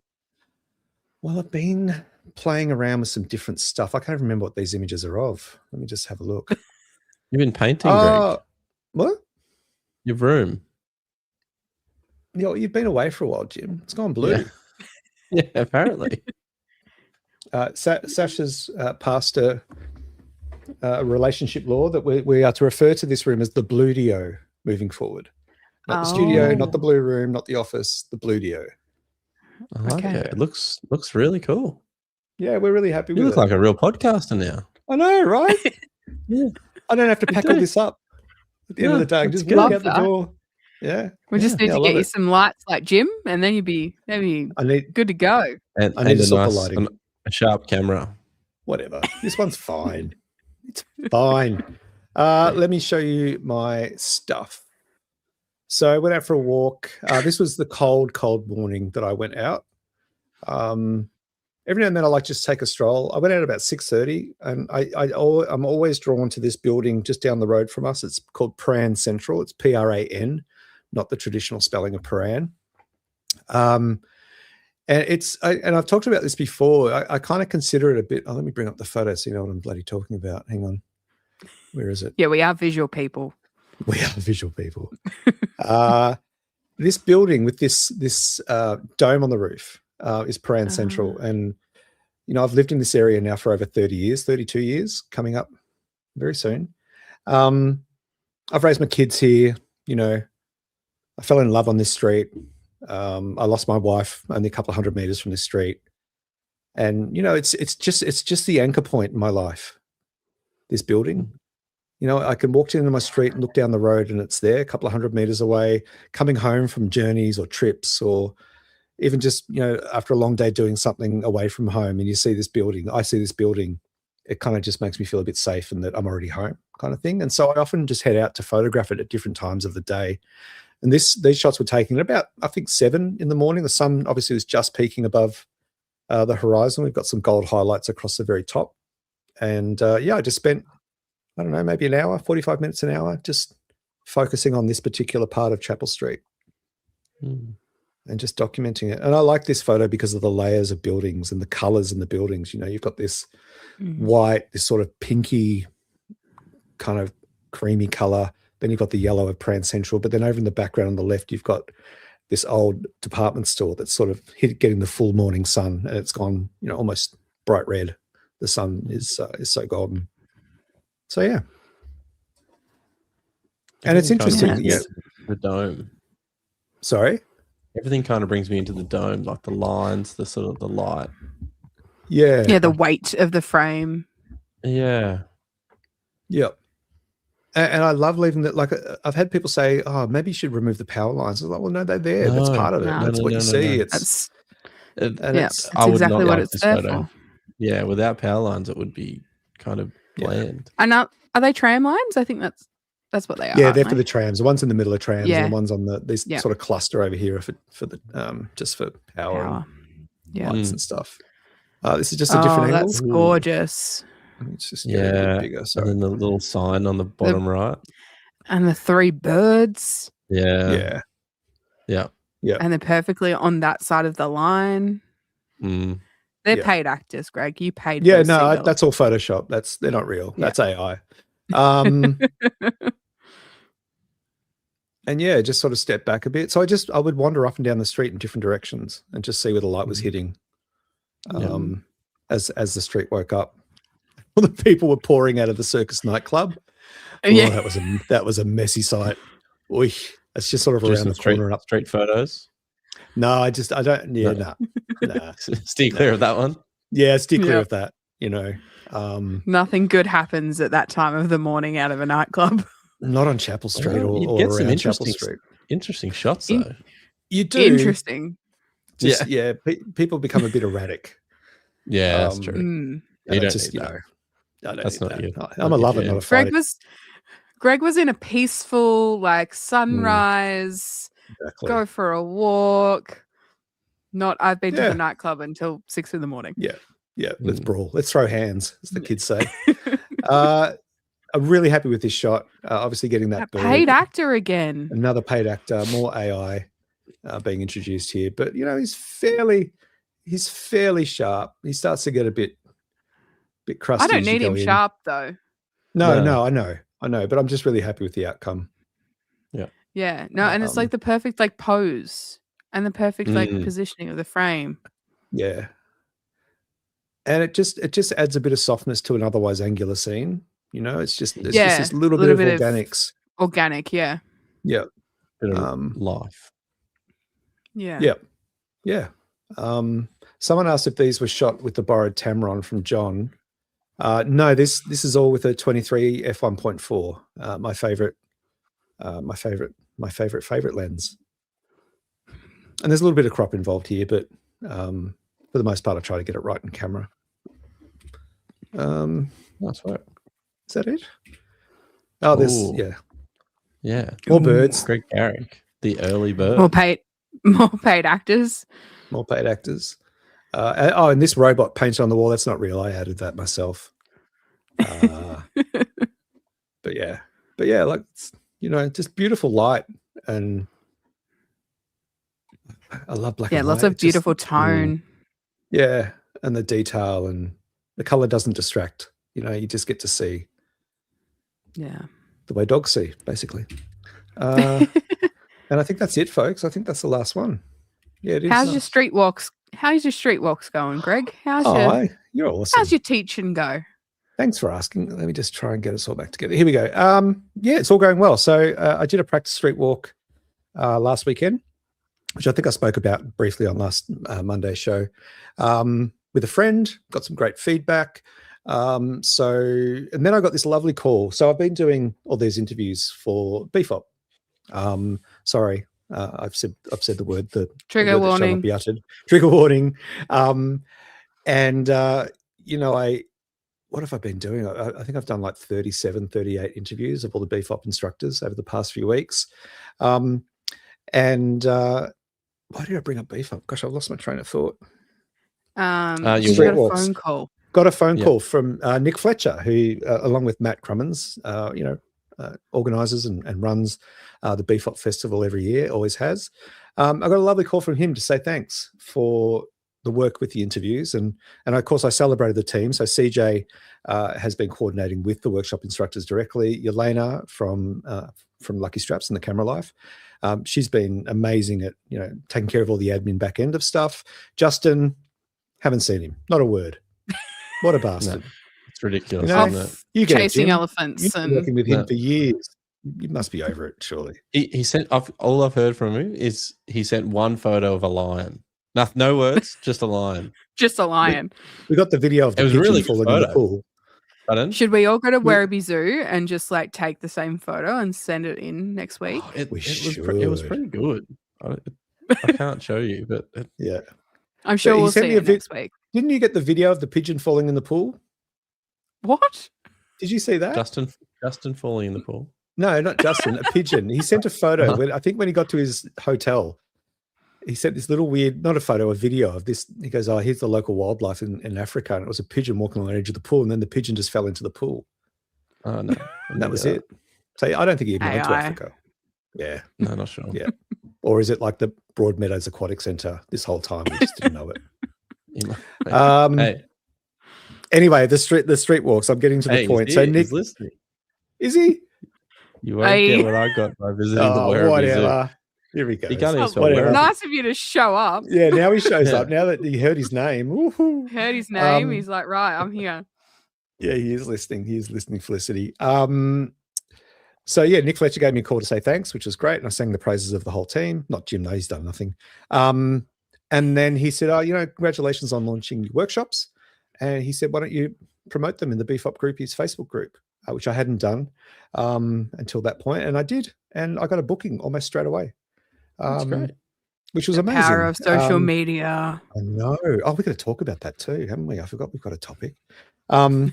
So lovely segue, Lucinda. Let's talk about the power of social media. Do you want to finish your story first? Yeah. Or do we want to finish the images that we've got? No, we can park. We can park for a moment. Jim, just chat. Jim, you might have missed the format, but we jump around now. Okay. All right. Yeah, we do. Yeah, we like to mix it up. Yeah, so it was great. And so I published it. I put out some info on the Beef Up Groupies, gave them a special discount code, and yeah, got my second booking. And this time it was for not a small group workshop, but for a one-on-one workshop. And it turns out it was a Beef Upper who I met last year at Beef Up. And I gave her my Fujifilm X-E5 for a little bit, and she fell in love with it. And she went and bought one at Beef Up right there and then. And so she's reached out to me and said, love the camera, love the images, just need a little bit more help to understand how to make the most of it. So yeah, we're going to do a street walk and focus a little bit on her particular camera, which happens to be the same camera as mine, which is lucky. So yeah, it's going well. I'm happy. Nice. But I do have more plans and slowly ticking off some boxes. But one of those boxes that I'm ticking off is to get better at social media and how to use social media for advertising. And for that, I have offered some money to a bright young spark in the industry, someone who is a master of social media management, and that would be Lucinda Goodwin. Who's that? You dork. Yeah, I've made many promises of cash and jewels, and she'll get paid afterwards. Fame, of course. Fame, all of it. Exposure. Exposure dollars. That'll buy me another an R5. But it is interesting, and Lucinda and I have had a couple of online chats, and it sort of said, it's and interviewing all these photographers has really made this even more evident that we often just suck at promoting our own work. We don't take the time to update our websites. We don't take the time to update our socials. And I went through a stage where I just didn't think people wanted to see my work. And so I just stopped posting them on Instagram. I'd put some on Facebook every now and then, but I'd pretty much abandoned Instagram. And then until I decided that I was going to run these workshops, I thought, well, I need to put my money where my mouth is. So if I'm going to promote that I can teach people how to do street photography, then I need to show that I can do street photography. And so I've been dumping lots of photos onto my Instagram, and that's flowing through to Facebook, obviously. But yeah, I guess I just sort of identified that I needed some help. And the thing that triggered me to that was a post that you put on socials, Lucinda.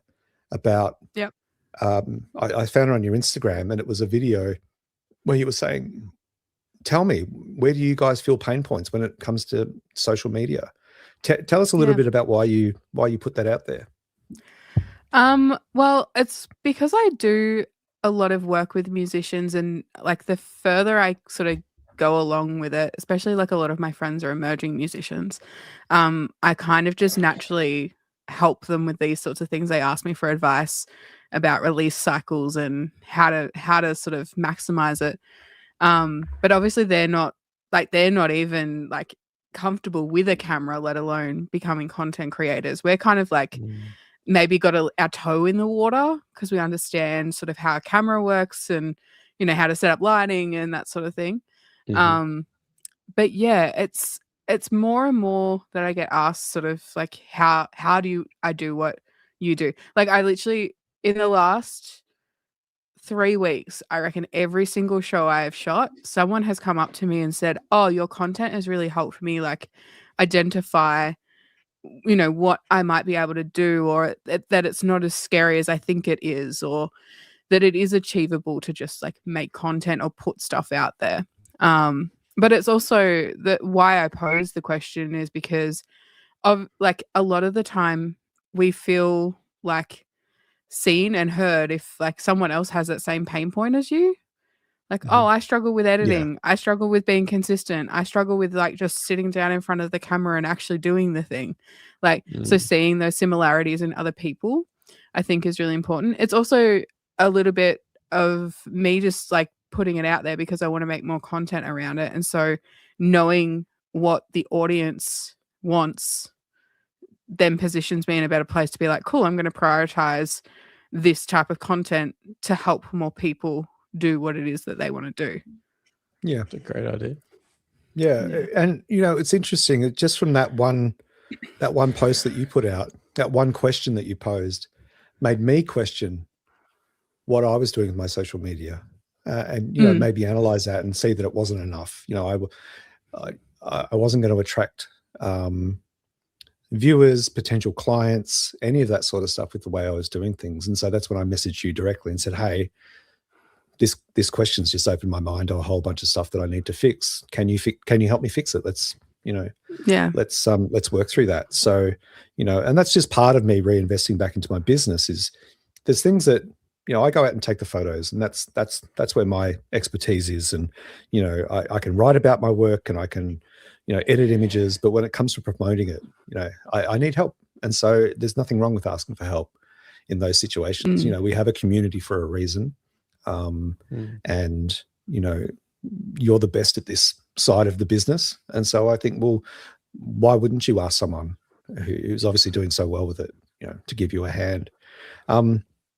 Jim, what about you? I think it's really important though to also just be like fearless about sharing your work as well, especially because like I know musicians as well. I work with a lot of musicians, but yeah, any sort of art practice, we all feel like we're being judged or like our work isn't good enough or that someone's doing better than us or, you know, like all of those like fears. And it's like, I've got to a point in my career where and like music photography is so competitive because you might be in the same photo pit as 20 other people having the exact same opportunity to photograph the exact same thing.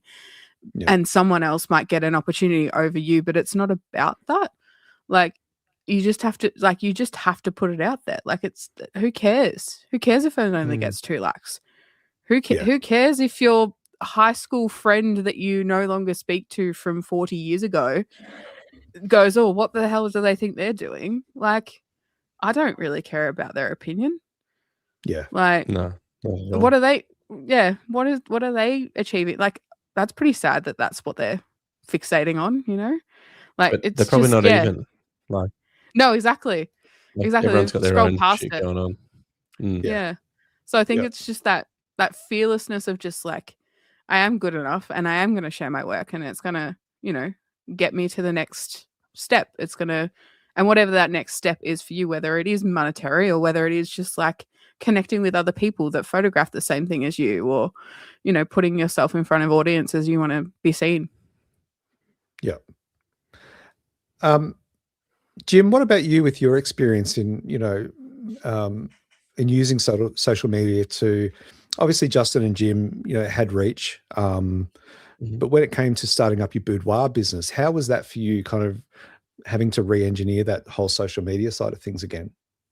It's been difficult just to, I guess, know what the right content is.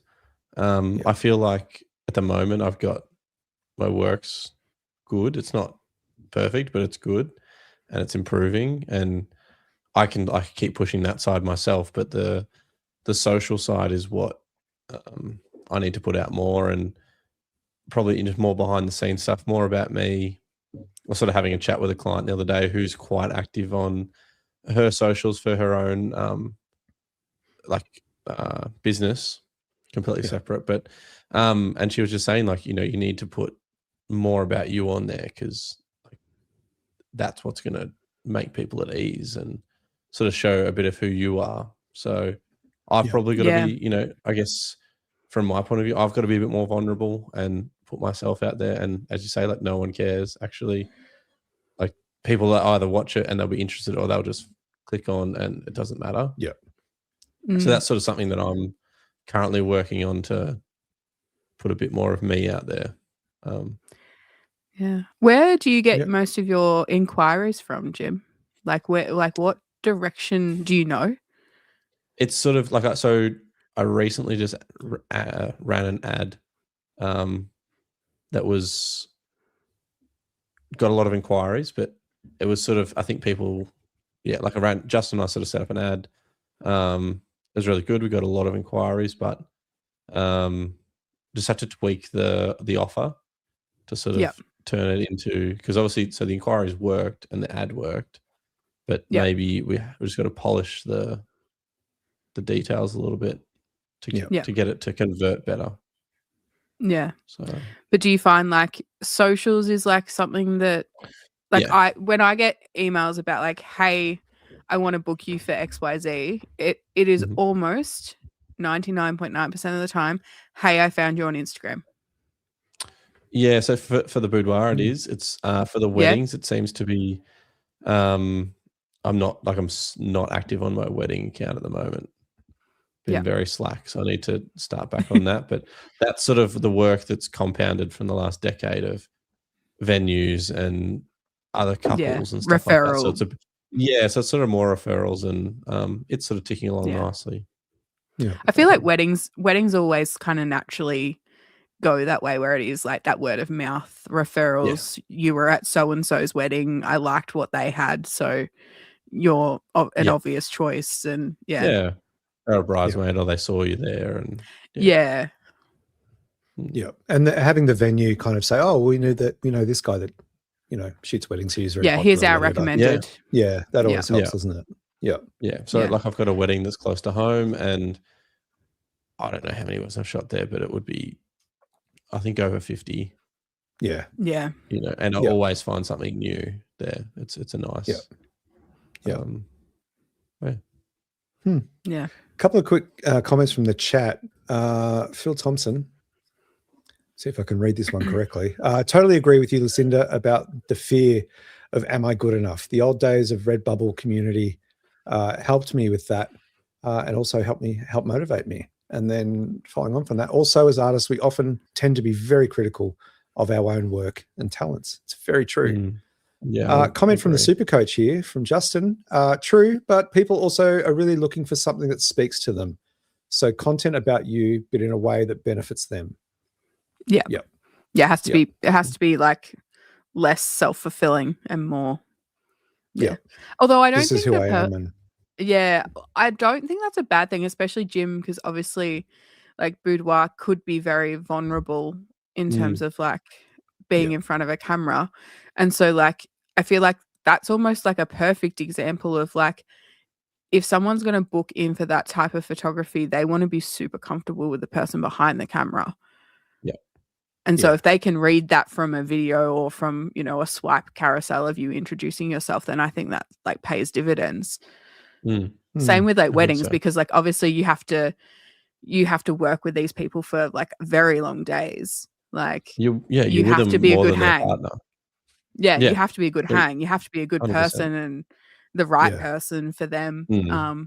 So yeah, I think in those regards, like it's really helpful to sort of just like show your personality and like who you are. Yeah. Just a very quick question here from Den. What's your Boudoir account, Jim? By James Boudoir, all one word.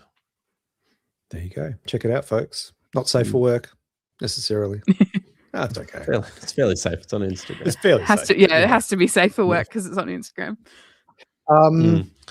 So, Lucinda, in your experience, regardless of the business, like photography, band, performer, whatever it may be, what's the biggest issue that people face? What's the biggest barrier that people face in making their socials effective for their business? I don't know. It really ranges. Like some people really struggle to like be on camera like this, like we're doing at the moment. Which you don't have to do that. Like I don't feel super comfortable doing it. Like I feel comfortable doing this and talking to you guys, but when I'm in my room doing this by myself talking to a camera, I feel very awkward. Yeah. Because I feel like I'm not talking to anyone. I'm just talking to a camera. Can I ask a quick question with that? Yeah. When you're talking to your camera, can you see yourself? Yes, I try not to look at myself though, because that puts me off. So I was doing just a little story the other day, and I'd filmed the first one with my back camera of my phone, and I couldn't see myself, and it was so I watched it, and I was like, "Oh, this is terrible." And I turned Greg, he needs that thing. He needs. I know he needs that little monitor. Yeah. For your birthday. And then I just turned it around, and I could see, like, use the front camera. I could see myself, and it was way easier because then you can kind of pick up that you look like you're bored or something. I don't know. Yeah, you don't look. Yeah. So I film everything on my Osmo, which is what I've got going on at the moment. So it's got the screen. But I was saying, do you have an iPhone, Jim? Yes. Yeah. So I was saying before, you can mirror your screen to your computer if you have a Mac, and you can use that as a monitor. That's a good idea. So if you set your and then that way you can still film on your back camera but have a monitor. Good plan. It's handy. But I find that too. Yeah, you could use that. Yeah, I might set that up. But yeah, Greg, I don't know. It just depends. Like, I think consistency is the biggest thing that people fall down on. So like going dark for months on end, and then all of a sudden, musicians are pretty notorious. Yeah, Jim's apparently notorious for this too. But again, because I work with musicians a lot, musicians often, not always, but often, will push that they've got a gig, and then you hear nothing about them for months, or that they've got an album coming out, or they've got an EP coming out, and then they go quiet after it's been released. So that consistency, like the algorithm rewards consistency. So it rewards you posting often, and it doesn't mean that you have to post every day. It's just like, okay, I'm going to intentionally try and post 3 times a week. And just, you have to pick somewhere where it's sustainable. And that depends on sort of what industry and what, where you sit. Like for me, as I said before, I've shot so much work over the last 2 weeks, I can't share any of it. So I'm relying on grabbing from archive. And then even then, like some of those shows haven't been shared by the artist, so I don't feel like it's my place to share them first. So then I sit on them. Jim, you would be the same with sort of weddings. You've got to 100%. Sit on them until the bride and groom share them before you get on there and share what you want to share. So sometimes you're sort of bound to the client or who you've worked with, which is hard. But yeah, it's like having that forethought of like planning things out. And like I have a batch of stuff. Like it looks like last week I wasn't sick at all. I was crook in bed, like couldn't get out of bed because I was so sick. But I was still posting as if I was fine because I had a back catalogue of stuff sitting there to post. And maybe just for the folks that are watching with us today or watch this later, what are some other quick wins that people can do to optimize their social media presence, do you think, from either of you? Have you got any ideas, Jim? Don't ask me. That's probably the first thing. Don't ask Don't do me. what I do. I think like going through archiving anything that isn't related. Like if you've turned your personal account into a photography page, or insert other arts practice here. Yep. So you could archive things. So it doesn't delete it, but it just like archives it so that it flows better.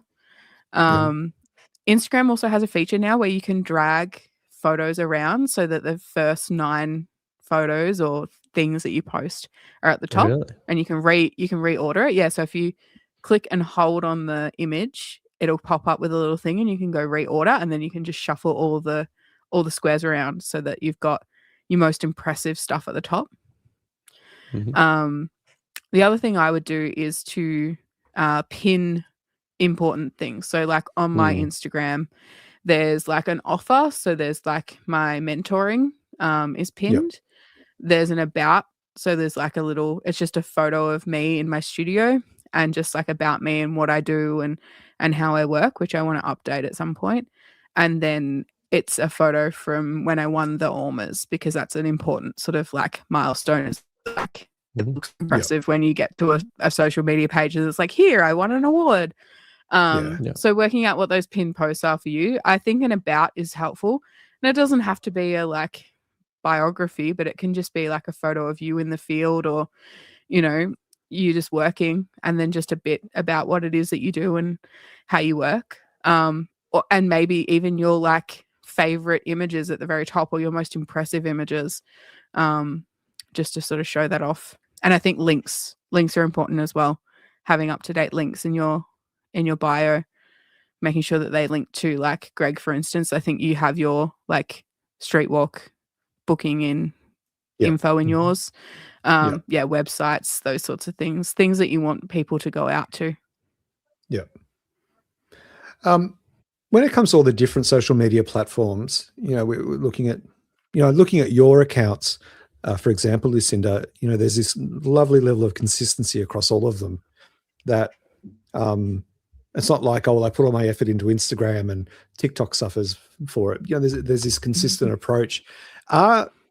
Putting aside Instagram, are the other platforms as effective for you as getting, you know, potentially converting into referrals and work? I don't think so. I think TikTok for me is like a discovery sort of space for me. It also has slightly different trends. So most of the time I can get away with Instagram related content on my TikTok. I was talking to an artist last night about it. And I was like, how do you find, like, what do you post? Do you post different things? And he's like, yeah, I feel like TikTok is not as like important as Instagram, because like more important people follow me on Instagram. And I've heard this a lot from different people, that they will post like very ad hoc on TikTok. They'll just film something in their car and post it, but they won't post that same thing to Instagram because they might have influential people on their Instagram.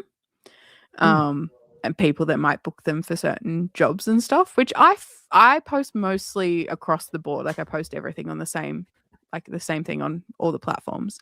But yeah, I feel like Instagram has become like our portfolio for a lot of people, whether it is a musician or an artist or a photographer, that's kind of overtaken a portfolio. People go looking on Instagram for my services.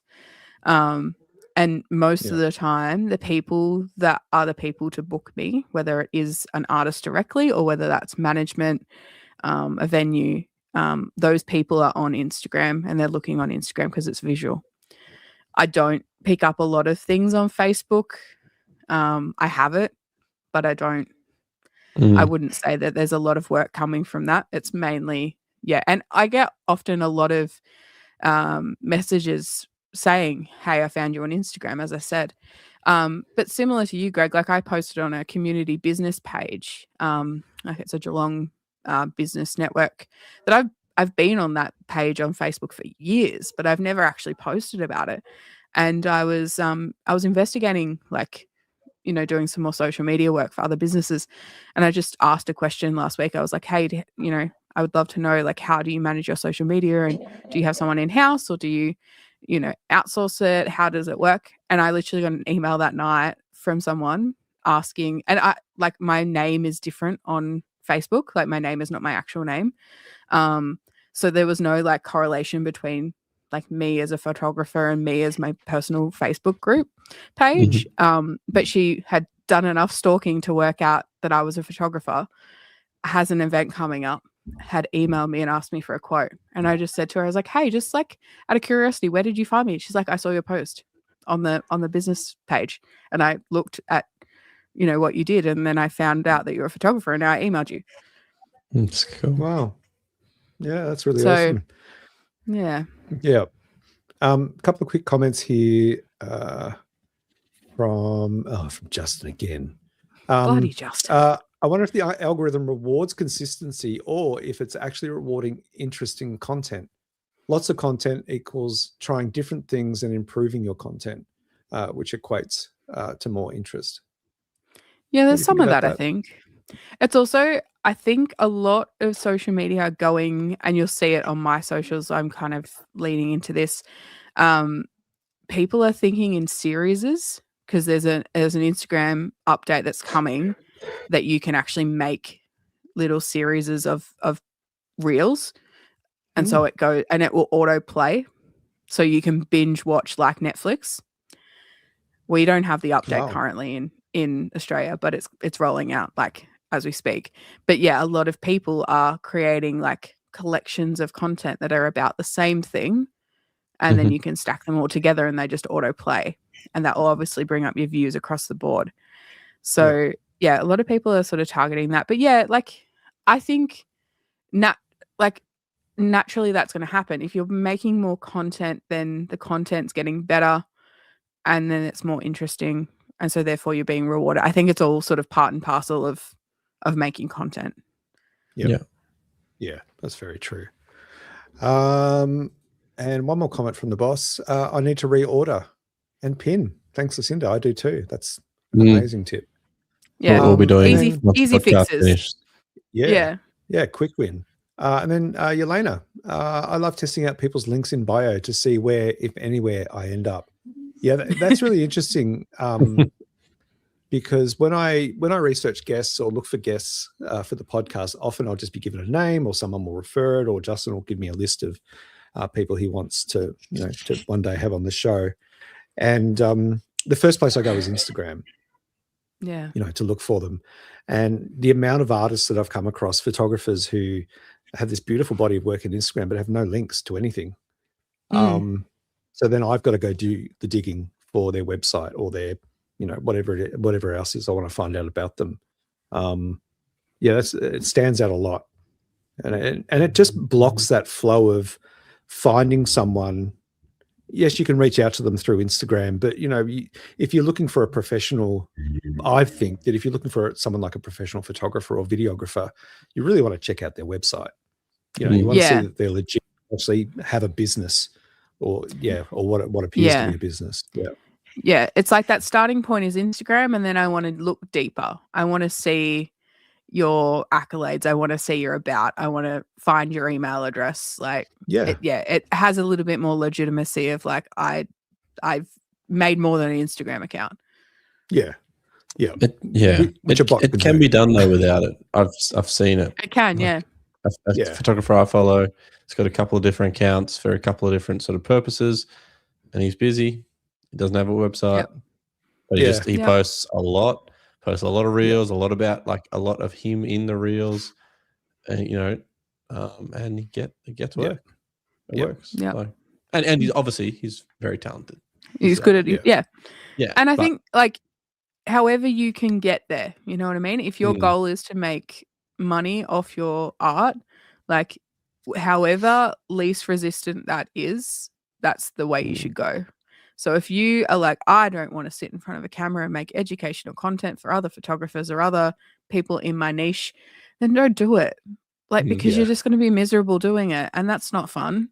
Go out and make content elsewhere. Go and make images and give me a a description of the feeling you had of making that content, or, you know, talk to like if you don't want to make educational content, but you are feeling good in front of a camera, bring up an image on a green screen and explain to me what this image is, how it was created, what camera you used, where it was.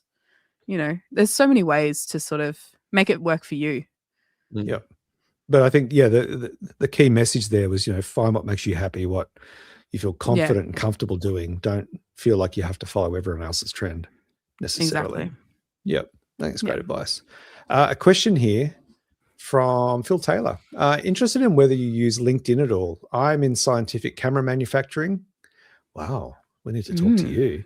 That sounds interesting. I know. Let's get you on the podcast. So it makes sense here, but I don't see much in the way of pro photographers. Yeah, I don't use my LinkedIn as much as I should. I've got friends that are very good at LinkedIn, and they've got a lot of work from LinkedIn. I definitely think it's a market that you could be making a lot of money, because obviously a lot of business people are there. Yeah. But I think your camera just died, kiddo. I know. I'm like, what's going on? Though. We can still hear you. Still hear you. Weird. I will sort that out while you guys are talking. All right. Well, you talk and we'll mime. And we'll see if we can time it. Where's my therapy puppet? Hang on, I'll get her out. No. Oh my God. Yeah, no, we won't. We won't get her out. No, Matilda will stay in the cupboard. Another comment here from the boss. Gosh, he's on fire tonight. He must be sitting in an airport board. If I was going mainly commercial photography for medium to large businesses, I would for sure be trying LinkedIn. Yeah, I agree. That's where it's at. And Den says, LinkedIn is icky. I have a presence there for my counseling, but not photography, video art. Yeah. And that makes complete sense. I got one and got my name on there, and then that was it. Yep. I didn't go any further with it. So it's Yeah. definitely, I guess, untapped potential. Yeah. And work. It's interesting. When I was in my corporate life years ago, LinkedIn was sort of only just sort of coming into its own. Like it was only just becoming like, this is what you have to do if you work in corporate and you want to connect and, network and organize latte dates and all that sort of stuff. And then as I left that, I just ditched it. Like it just made no sense to me, with not being in that industry anymore. But I still get messages from people through LinkedIn, mostly scammers, but I still get them from time to time. Yeah. Well, Justin's editing photos of lions, and speaking of photos, should we go back to some viewer? I think we should, because we probably need to put a bow on this. Okay, all right. I see who's in charge now. Yeah, good point, Jim. I'm just mindful of people's bedtimes, Greg. Oh, whatever. You're just mindful of your own bedtime. Yeah, I am. Where were we up to, folks? Who was the last person we looked at? Simon England, Paul. No, I think it was Simon England, wasn't it? We got less into that, not a computer screen. I'm back. Yeah, not my computer screen. Sorry. Yeah. I don't know what happened there. It just decided that it wanted to go to bed. Apparently, like Jim. Slowly getting clearer too. The resolution's getting better. Oh God. Paul C was where we're up to. Paul C. All right, let me find Paul C's image. I think he's still here because we had no idea. Yeah, I know. Well, this is why we have a girl on the pod. Yeah. The brains, the talent, all of it. All of the above. Let's bring up this photo. Here we go. All right. Shall I start reading? Yeah, go for it. Yeah. All right. So, hi, Greg. I don't know what we are, Jim. Chopped liver, apparently. Here's an image from the light in the landscape workshop I did with Adam and Dennis at Lake Mungo back in May. This was a dawn photo shoot in the dunes, and while focused on the sunrise, I looked behind me and saw that the sunlight was just starting to hit the top of the rock. I watched and waited and took this image in the short window of time when only the rock was illuminated. It was shot on a Canon R5, again, elite status here. Someone knew that I was going to be on the pod because it's like a lot of Canon gear tonight. RF 100 to 500 at 151 millimeters handheld f8 and 1/320th of a second. Nice. It's like perfectly illuminated. Yeah, isn't it? It's like the top of that tower in my photo. Just that band, that small amount of light, it just punches an image, at you. And then you look at this beautiful soft background and these kind of layered lines of, is it mist? Mostly mist, or is that the lake? Fog. It might be the lake. Yeah. So Dennis has jumped in and he said the fog on the lake was wild. Okay, there you go. Okay. And he goes, "Oh my God, that was a wild morning." Very wild. Love it. Very wild. Lots of wild. Yeah, that's a cracking shot, Paul. Love it. Very cool. Yeah, really great. Very pleasing. We have David Mascaro is next. I don't think David's joined us today. Let me just find David's image. This was a good example of why you should always look behind you when shooting landscapes. Yeah, look around. Yeah. Yeah. Good job, Paul. Yeah. You got this one, Jim? David Mascaro's photo. Yeah, I can. So David Mascaro. This is Sam. I saw him sit alone in this alley. So I did what I do and bought him a sandwich and just chatted a bit. Most of the unhoused I speak with are usually from a state and come from out of state and come here for better weather and services provided to the homeless. He was a Bay Area native. He said what most other people say on the streets, that he's fine being out here. I'll never understand that, but this is what I mean by people just checking out. Photo was taken with a Nikon SP rangefinder and a 35mm and Tri-X. Side note, I've been using the Tri-X a lot more lately because with the tariffs, HP5 is $2 more than Tri-X right now. Take care. Have a great show. He just captures people so beautifully. Doesn't he? Just the eye. And that eye that's popping out. Even Dennis called out. Yeah. That eye. Yep. Beautiful shot.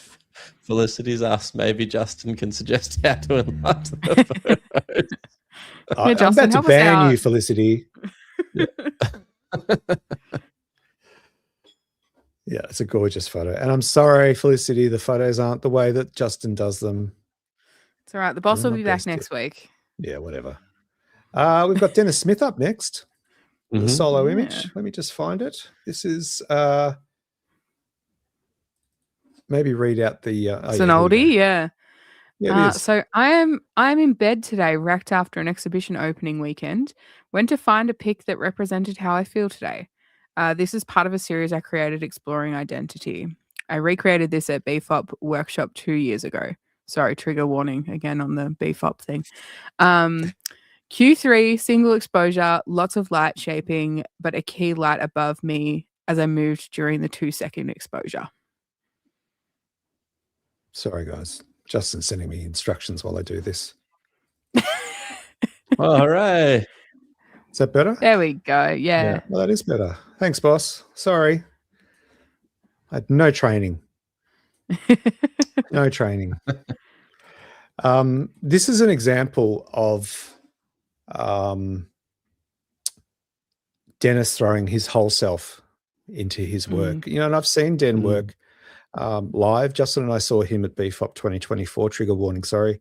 And watching Dennis, he was working with Kim, one of the other BFOP instructors, and they were just sort of mucking around in between workshops, and we were just sitting there just absorbing everything that he was doing because it was quite phenomenal to watch. And Dennis throws everything into what he does, and it's no wonder that he's crooked this week because he's just come off the back of these huge projects, and he's still got other projects on the burner.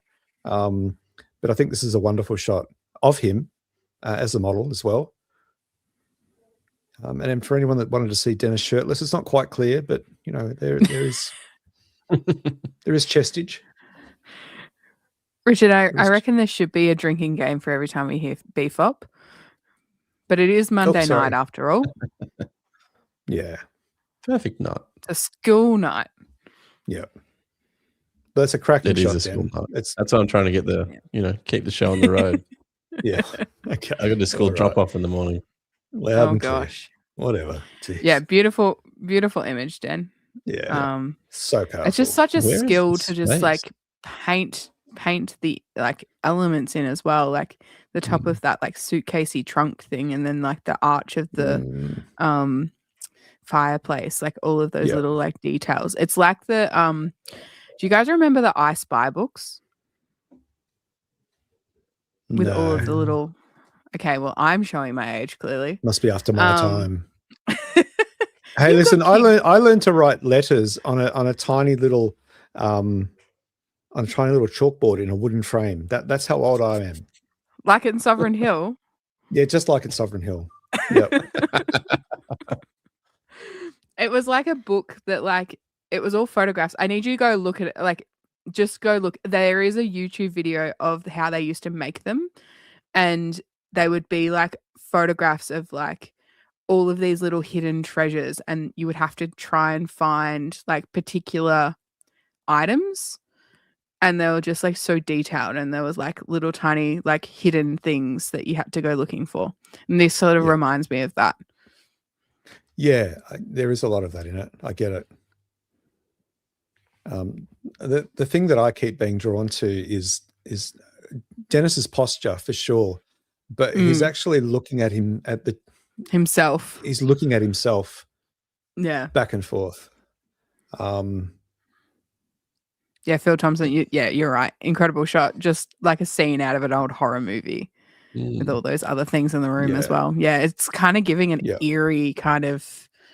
And now that you zoomed feel. in, it's almost like the left side is sort of sucking the right side, like a Voldemort. What's the thing in Harry Potter? Yeah. Oh yeah, Harry, with the what were they called? Like, Dementors. Yeah. Yeah. It's like it's sucking the life out of the right. Yeah. Yeah, amazing. Wow. Dennis, you should be in bed right now. You should be resting. School night. Let's move along. John Latimer has sent in an image. Beautiful. Jim, you got this one? Got this one, Jimbo?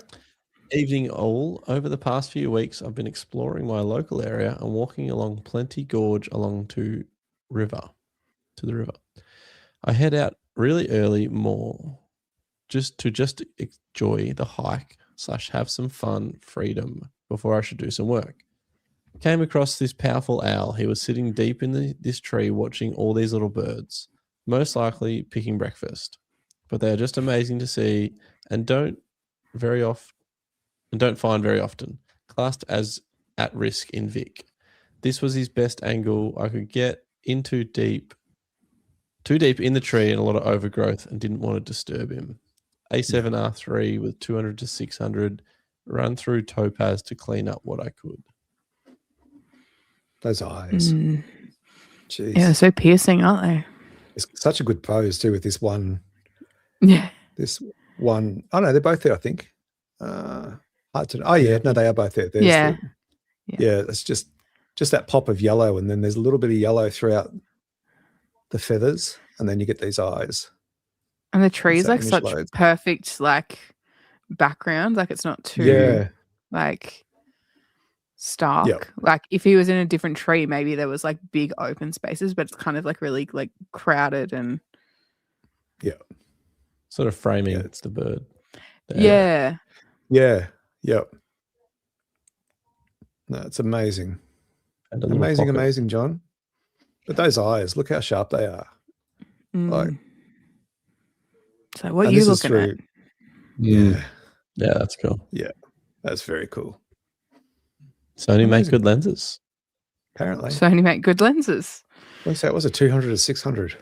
Yeah. Yeah. What are they doing with Tamron? Yeah. What's the deal, Sony? We'll write them a letter. Who we got next? Felicity Johnson. Here's her first image. Hi, Greg. Here are a few photos from last week when we had days and days of thick fog around home. I headed off to the Campsper River. Campaspe. There we go. I'm clearly not cultured. At Rocky Crossing, 5 minutes from home, and photographed these 3 scenes. They are shot on a Nikon Z8. We won't hold that against you. 24 to 70, 2.8. Thanks to both of you for the trigger warning BFOP presenters interview. So much work, and they are fantastic. I hope Africa is treating you well, Justin. Thanks, Flick. Oh, I like the silos. I love the silos. I like the uniformity. I like everything in its place. Yeah, but there's so many questions that it creates. Normally when you see a silo, typical silo shots we see these days are covered in beautiful murals and things like that. Or they're, but this is just a whole nother level of mystery to it. Why are they all there? Why are there so many? But also the balance and the way that she's framed it. Why are they so straight? Yeah. Everything in its place. It just like scratches my brain the right way. Yeah. I love it. Very compelling about it. Beautiful. And the framing is gorgeous. The way that she's dropped the horizon line right down. The green is needed. Yeah. Otherwise I feel like it would be a very boring shot of just very muddy nothingness. But the green kind of draws your eye up. Yep. Indeed. Felicity said, we have a company in Gornong that makes silos being stored in the paddock. Wow, nice. Well, I thought it was a really a farmer that just liked everything really straight and organised. Yeah. Look, they might exist. They OCD farmers, you reckon? Yeah, I reckon.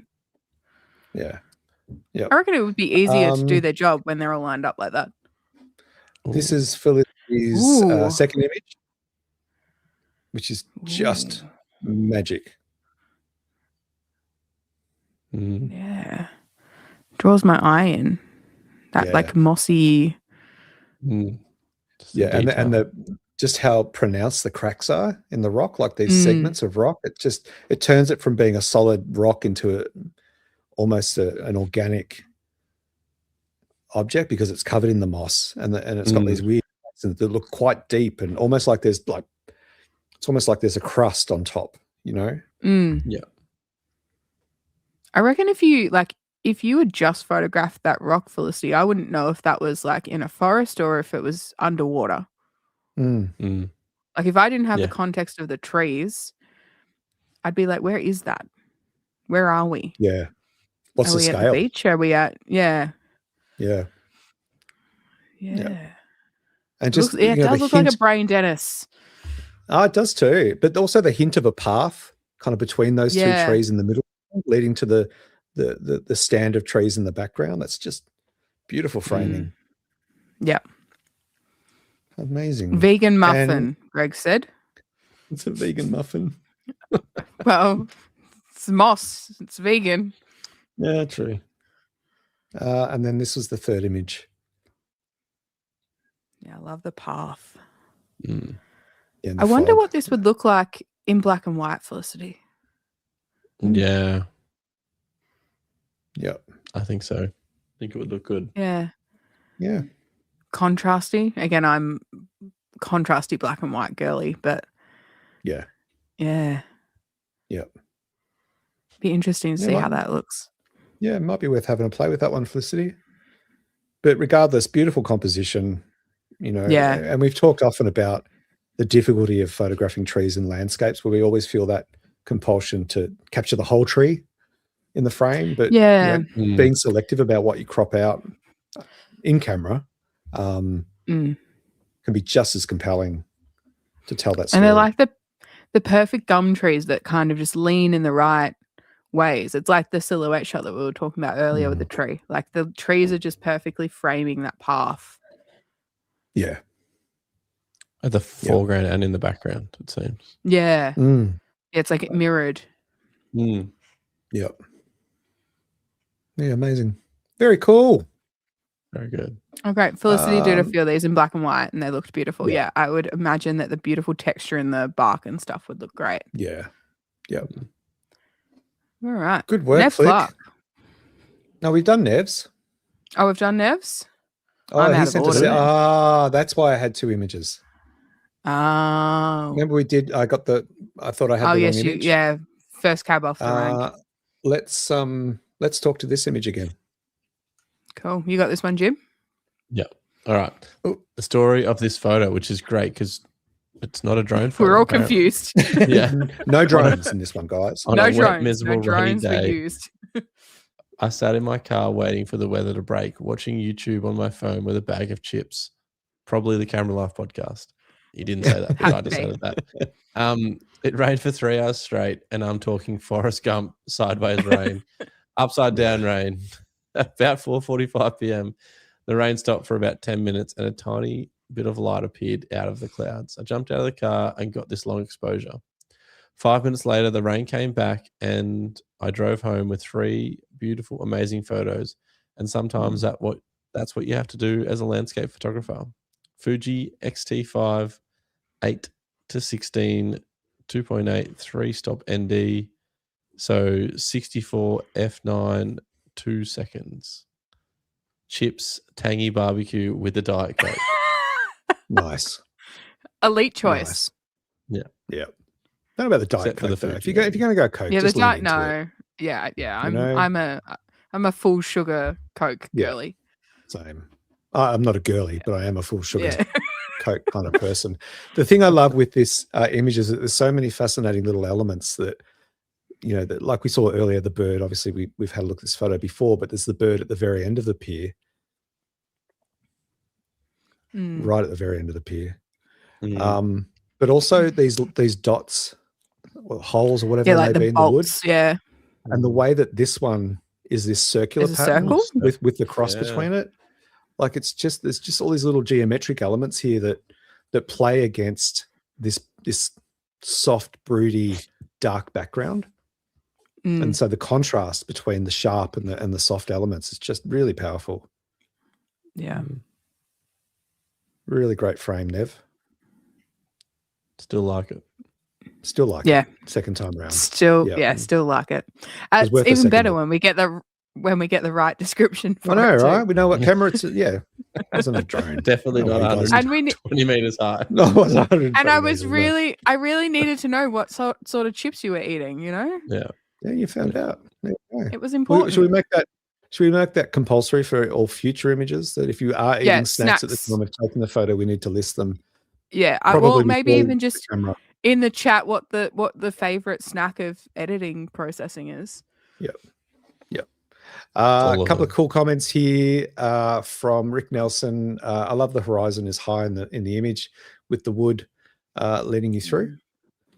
Felicity says this is magnificent image, Nev. And David Skinner, my favorite term, print it, put it up, make it large, big. It needs to be big. Cool. Who we got next? Speaking of Rick Nelson. How many? Just the one, I think. Just the one, yeah. Just the one. So hi, Greg, Lucinda, Jim, and Justin, if he is still logged on out there. I don't know if he's still there or whether he's got. Yeah, I know, right? We're doing well. We're doing well, Jim. I have here a photo I took last night using ICM, or intentional camera movement. It was a nice evening photo walk at sunset in Cleveland, Queensland. I normally photograph the lighthouse, but wanted something different, so began playing with ICM using my Lumix S5 II and the Sigma 100-400, shooting at 100mm 1/10 second f/22, could never, and ISO 100.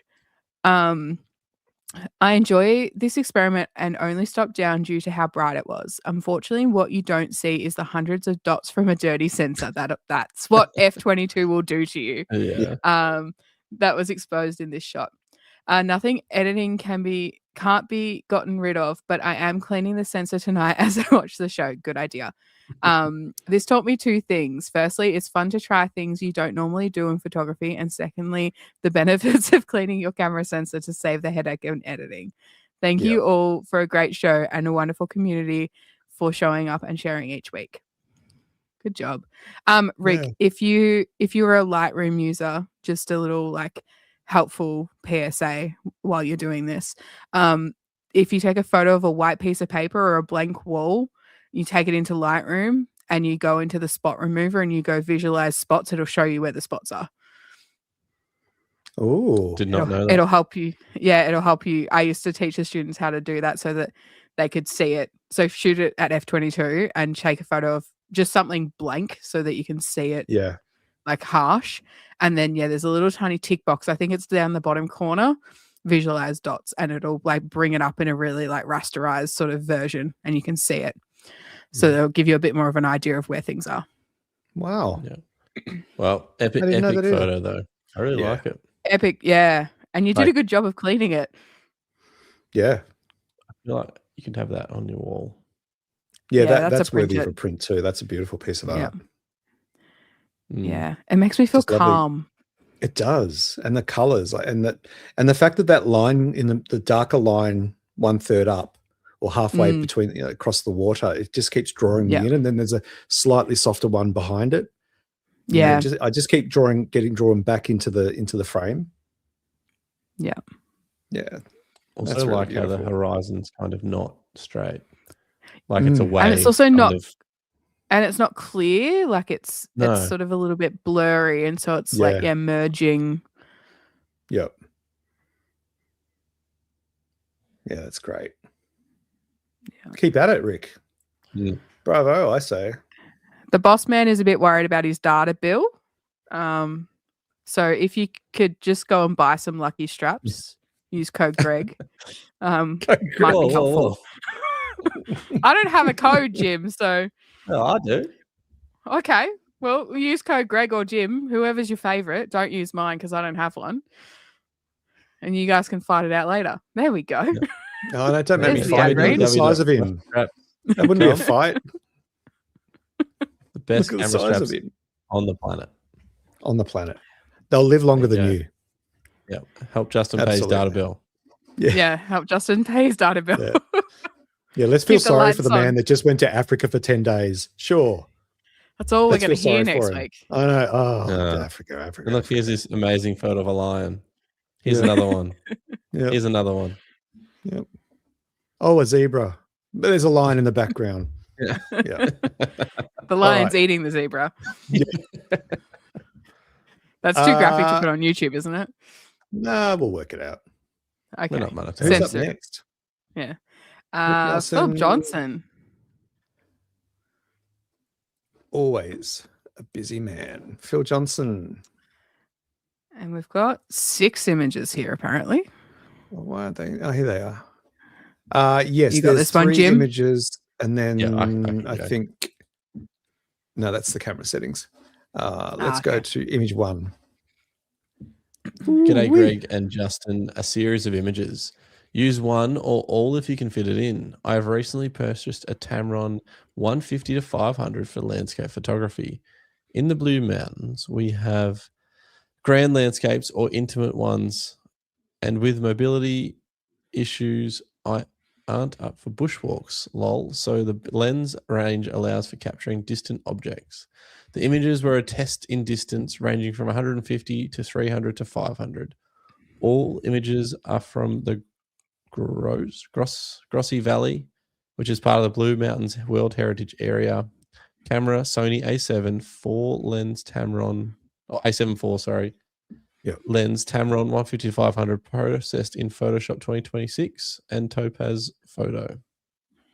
Further details attached. P.S. The lens is a beast and weighs a ton. 2 kilos. Is it? Yep. Yeah. Well, don't have to go to the gym. Get buff. Yeah. Yeah. But that's a beautiful, look at that landscape. The light's gorgeous. Yeah. And really, really nice decision making around what's in the frame and what's not.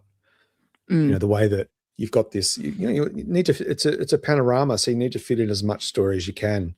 But I think the decision to where to stop the green of the trees and where the horizon sits is really, really powerful in this.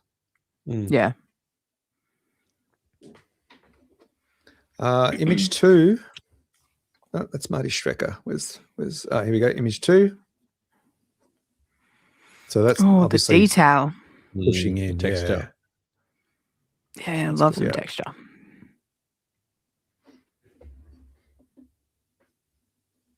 Yeah, that's wonderful. I like it. Yeah, the contrast is lovely. It's almost like someone's just ripped, like it's paper, and they've just ripped a section off it, peeled it back. Yeah. Yeah. Beautiful side light, which highlights that texture. Yeah. And one more from Phil. Oh, I like that. Yeah. I like that a lot. Yeah, nice. The Tamron 150 to 500, amazing lens. I mean, granted, I'm not a wildlife or a landscape or a birding photographer, but it was quick, it was responsive, the glass is sharp, renders really nicely. So yeah, well done, nice. Philip. No. That's beautiful. That needs a print. That one there especially, I think. Print it. Yeah. Big. Print it. Let's have a quick look at some comments. Rick Nelson's just cleaned his sensor. He's ready to go.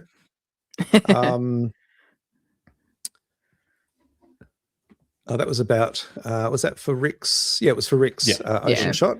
Love the blue lines, giving that feeling of gentle waves.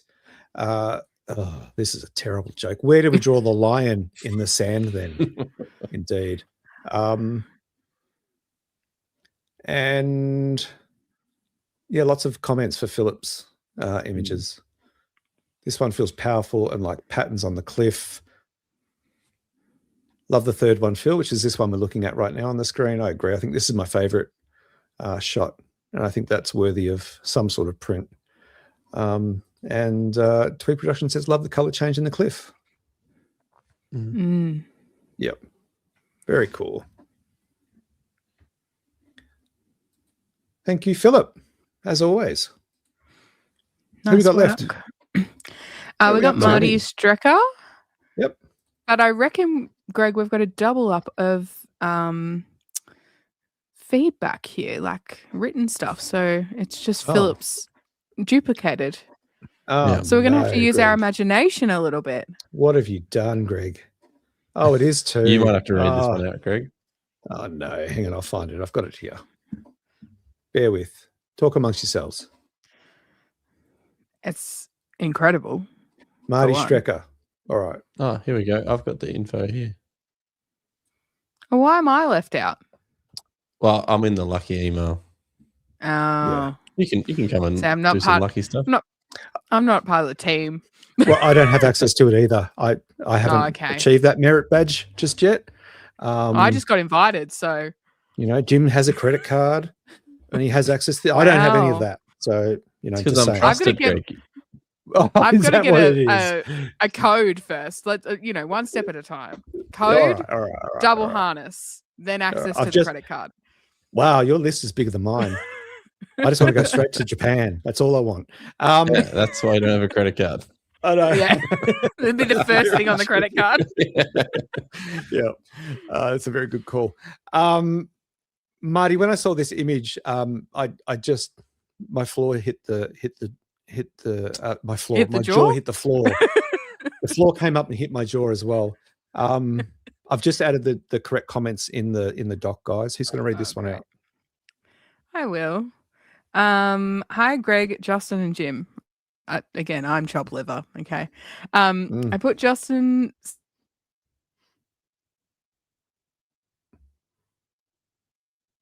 Did we lose Lucinda? We might have. Oh no! Oh no, she's back. You froze for a second. No, there. I'm back. Yeah, you did. You're back. Yeah. Yeah, we took a screenshot of it. We'll send it to you later. It was hilarious. We thought we were just struggling to read the word. Oh no, she's gone again. Oh no. Oh no. You keep disappearing, kiddo. I've got you now. Oh no. Are you good? Okay. I'm going to try. Yep. Jim. Go for it. All right. I might jump in. Jim, you jump on. You might be on the podcast.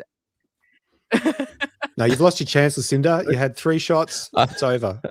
I put Justin second there because he's no longer the main guy since he left. Crying face.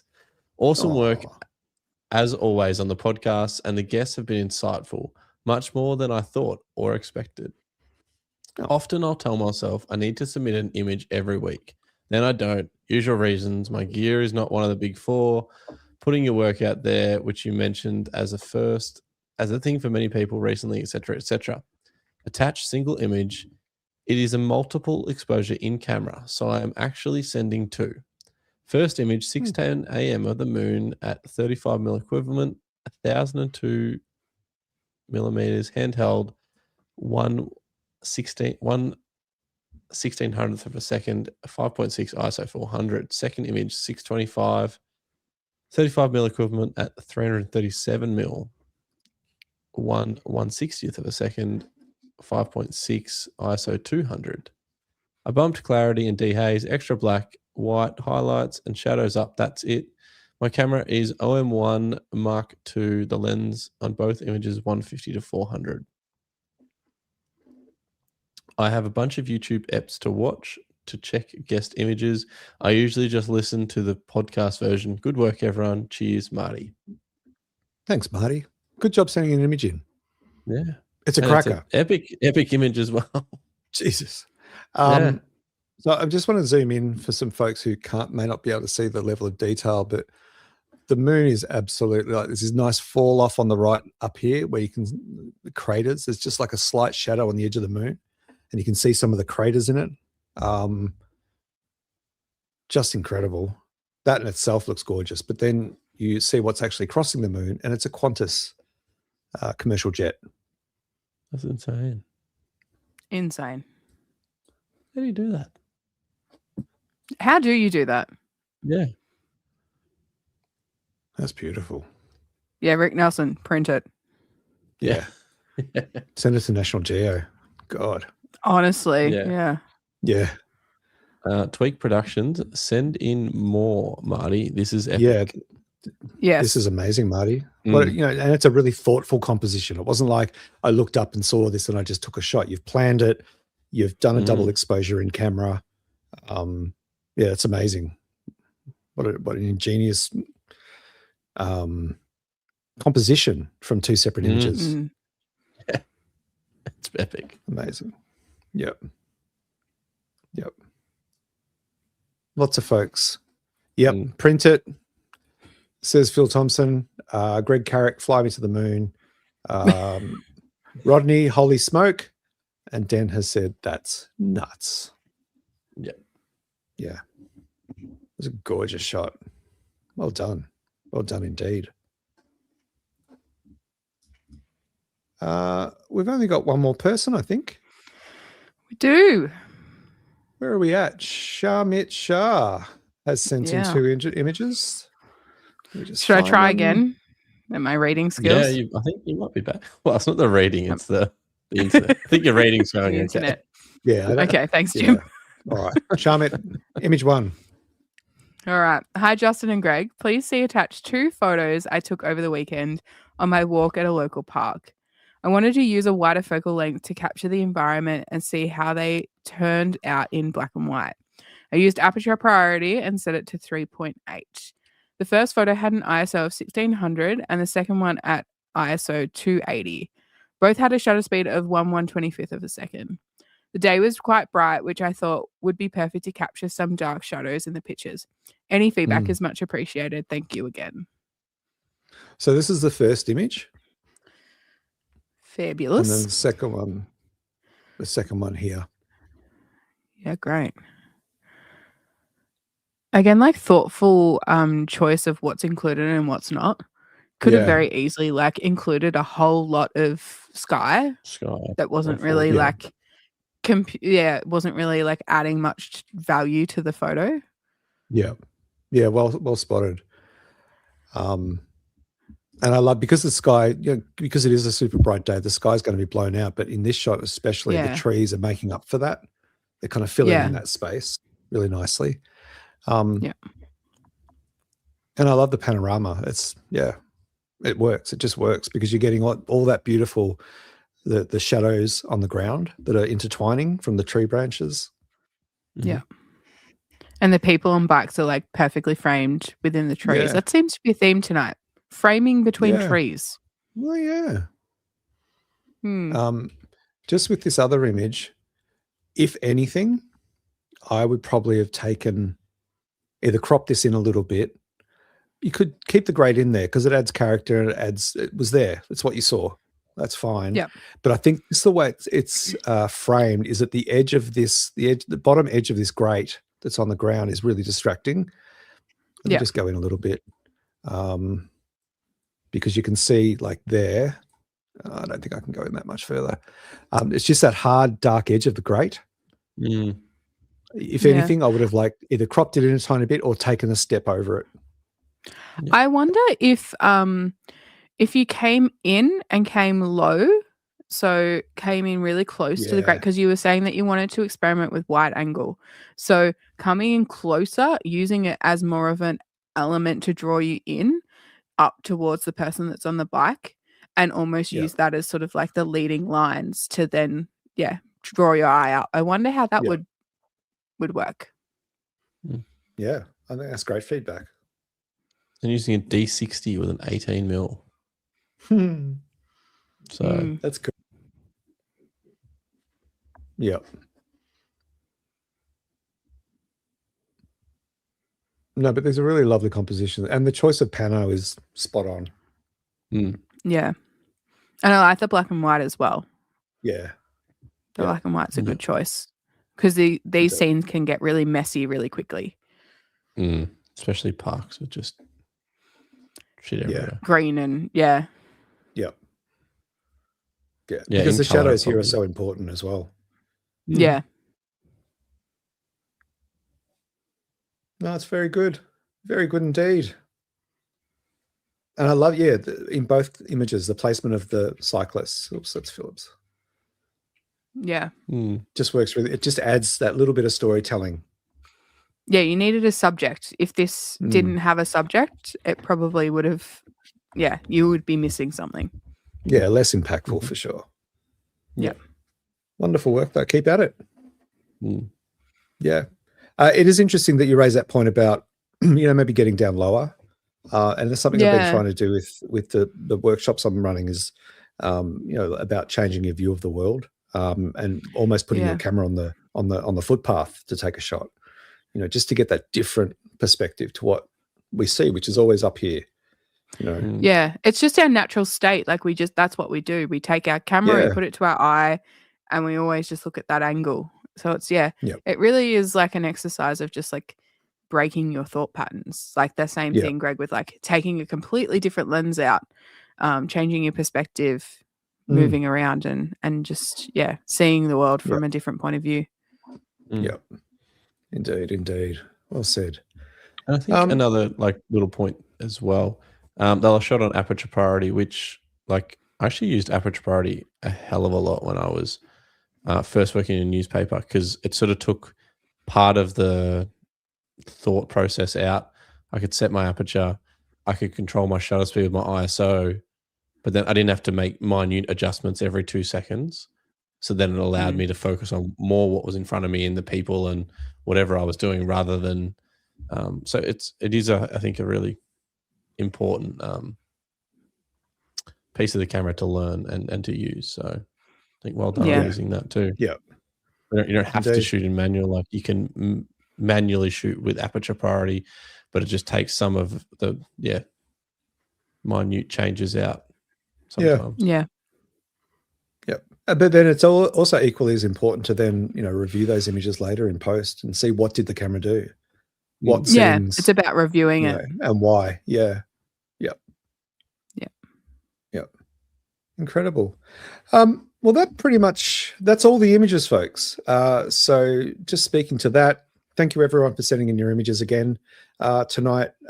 Keep them coming, please. It's humbling and it's a privilege to get these images coming in with your stories and your journeys and your experiences and being able to share them with others. And so we value that. It's what makes our Monday night show so important and a lot of fun. We get to see what everyone's up to. We get to see everyone's progress in the craft. We get to see people that are developing new skills, trying new things, and hopefully through this process, you're all encouraging each other to get out there and to continue shooting.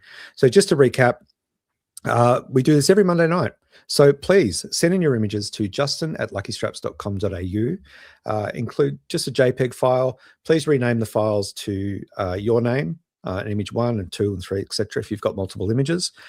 Try to keep it to sort of 2 or 3 images unless you've got a really powerful series you want to showcase, and that is a short series, that is fine also. Camera settings, a little bit about your story, a bit about your journey, and what you're learning from that experience. Yeah, what chips? Oh, yeah, the snack. Yeah, what chips? Snack. Yeah. Required next week. Everyone's editing snack. All right. You've heard it here. Lucinda has said it will happen. So make sure you include your snack and what variant of Coke you prefer. Yes. That will say a lot about a person, I think. Is it? I don't know what you mean, Jim. I don't know what you mean at all. The drinking variety only. Yes. But before we close on Thursday? Who's on first is the question. Thursday, last Thursday we had, who did we have last week? Why haven't I got this written down? We did have Matt Hudson. Matt Hudson, and you were there. Thank you, Jim. And I'm actually going to reach out to Matt's sister, Lise Hudson, who is a photographer for wheelchair sports, heavily involved in that industry. And just going through her images actually this morning when I was going through my to-do lists, and I thought, I need to check that out. So I'm going to reach out to Elise, I think it is. Amazing body of work and a story worth sharing, I think. Really important story. This coming week, who have we got? We've got John Norris, who is a professional photographer. He's a writer. He's got a huge passion for action sports. He's a friend of Jason Lowes, who we've had on the show a few times now. And they both love photographing motorcycles in all different states and places. So stay tuned for that on Thursday. And then of course we'll be back next Monday night, 7:30. The boss will be back. He should be back for Thursday's podcast. Unless he's too busy editing photos of lions. Who knows? I don't know how many he took. How many, Jim, you know Justin the best. How many photos do you reckon he took on this trip? Well, he was doing video, wasn't he? He was actually working. Yeah, he was working a lot still, I would say. I want to say 4,000. Yeah, I was going to say I thought 5, but that was okay. But the video throws it out. Yeah, I'm not counting video. Yeah, I know. Yeah. Yep. All right. Well, we'll find out. He might be busy the following Monday, Greg, because he's going to be too busy editing the wedding photos. Yes. Oh, that's right. True. Maybe we could have a head-to-head on who shot the wedding better. Yeah, it'll be Justin because he'll be like just shooting interesting stuff, not having to do any of that. Yeah. Not having to do the actual work. He's just there for shits and giggles, isn't he? He's That's fair enough. Fair enough. No, he's working. He's working for commercially. Yeah. Yep. Fair enough. Couple of thank yous, Jim. Thank you for showing up again. Always good to have you on. Really appreciate you covering for the boss lately. Someone had to, he's just left us, Jim. Yeah. Abandoned you. You're okay. You've got a credit card and God knows what else he's giving you. But Jim, thank you so much. Always good to catch up with you. Don't be a stranger. I know that things get busy, but you're always love to have you on. And of course, Lucinda, thank you so much for your insight, for your images, and for the chat about social media. I look forward to you and I working together to create my empire online. Thanks for having me. It's always fun. Yeah, we always love having you here.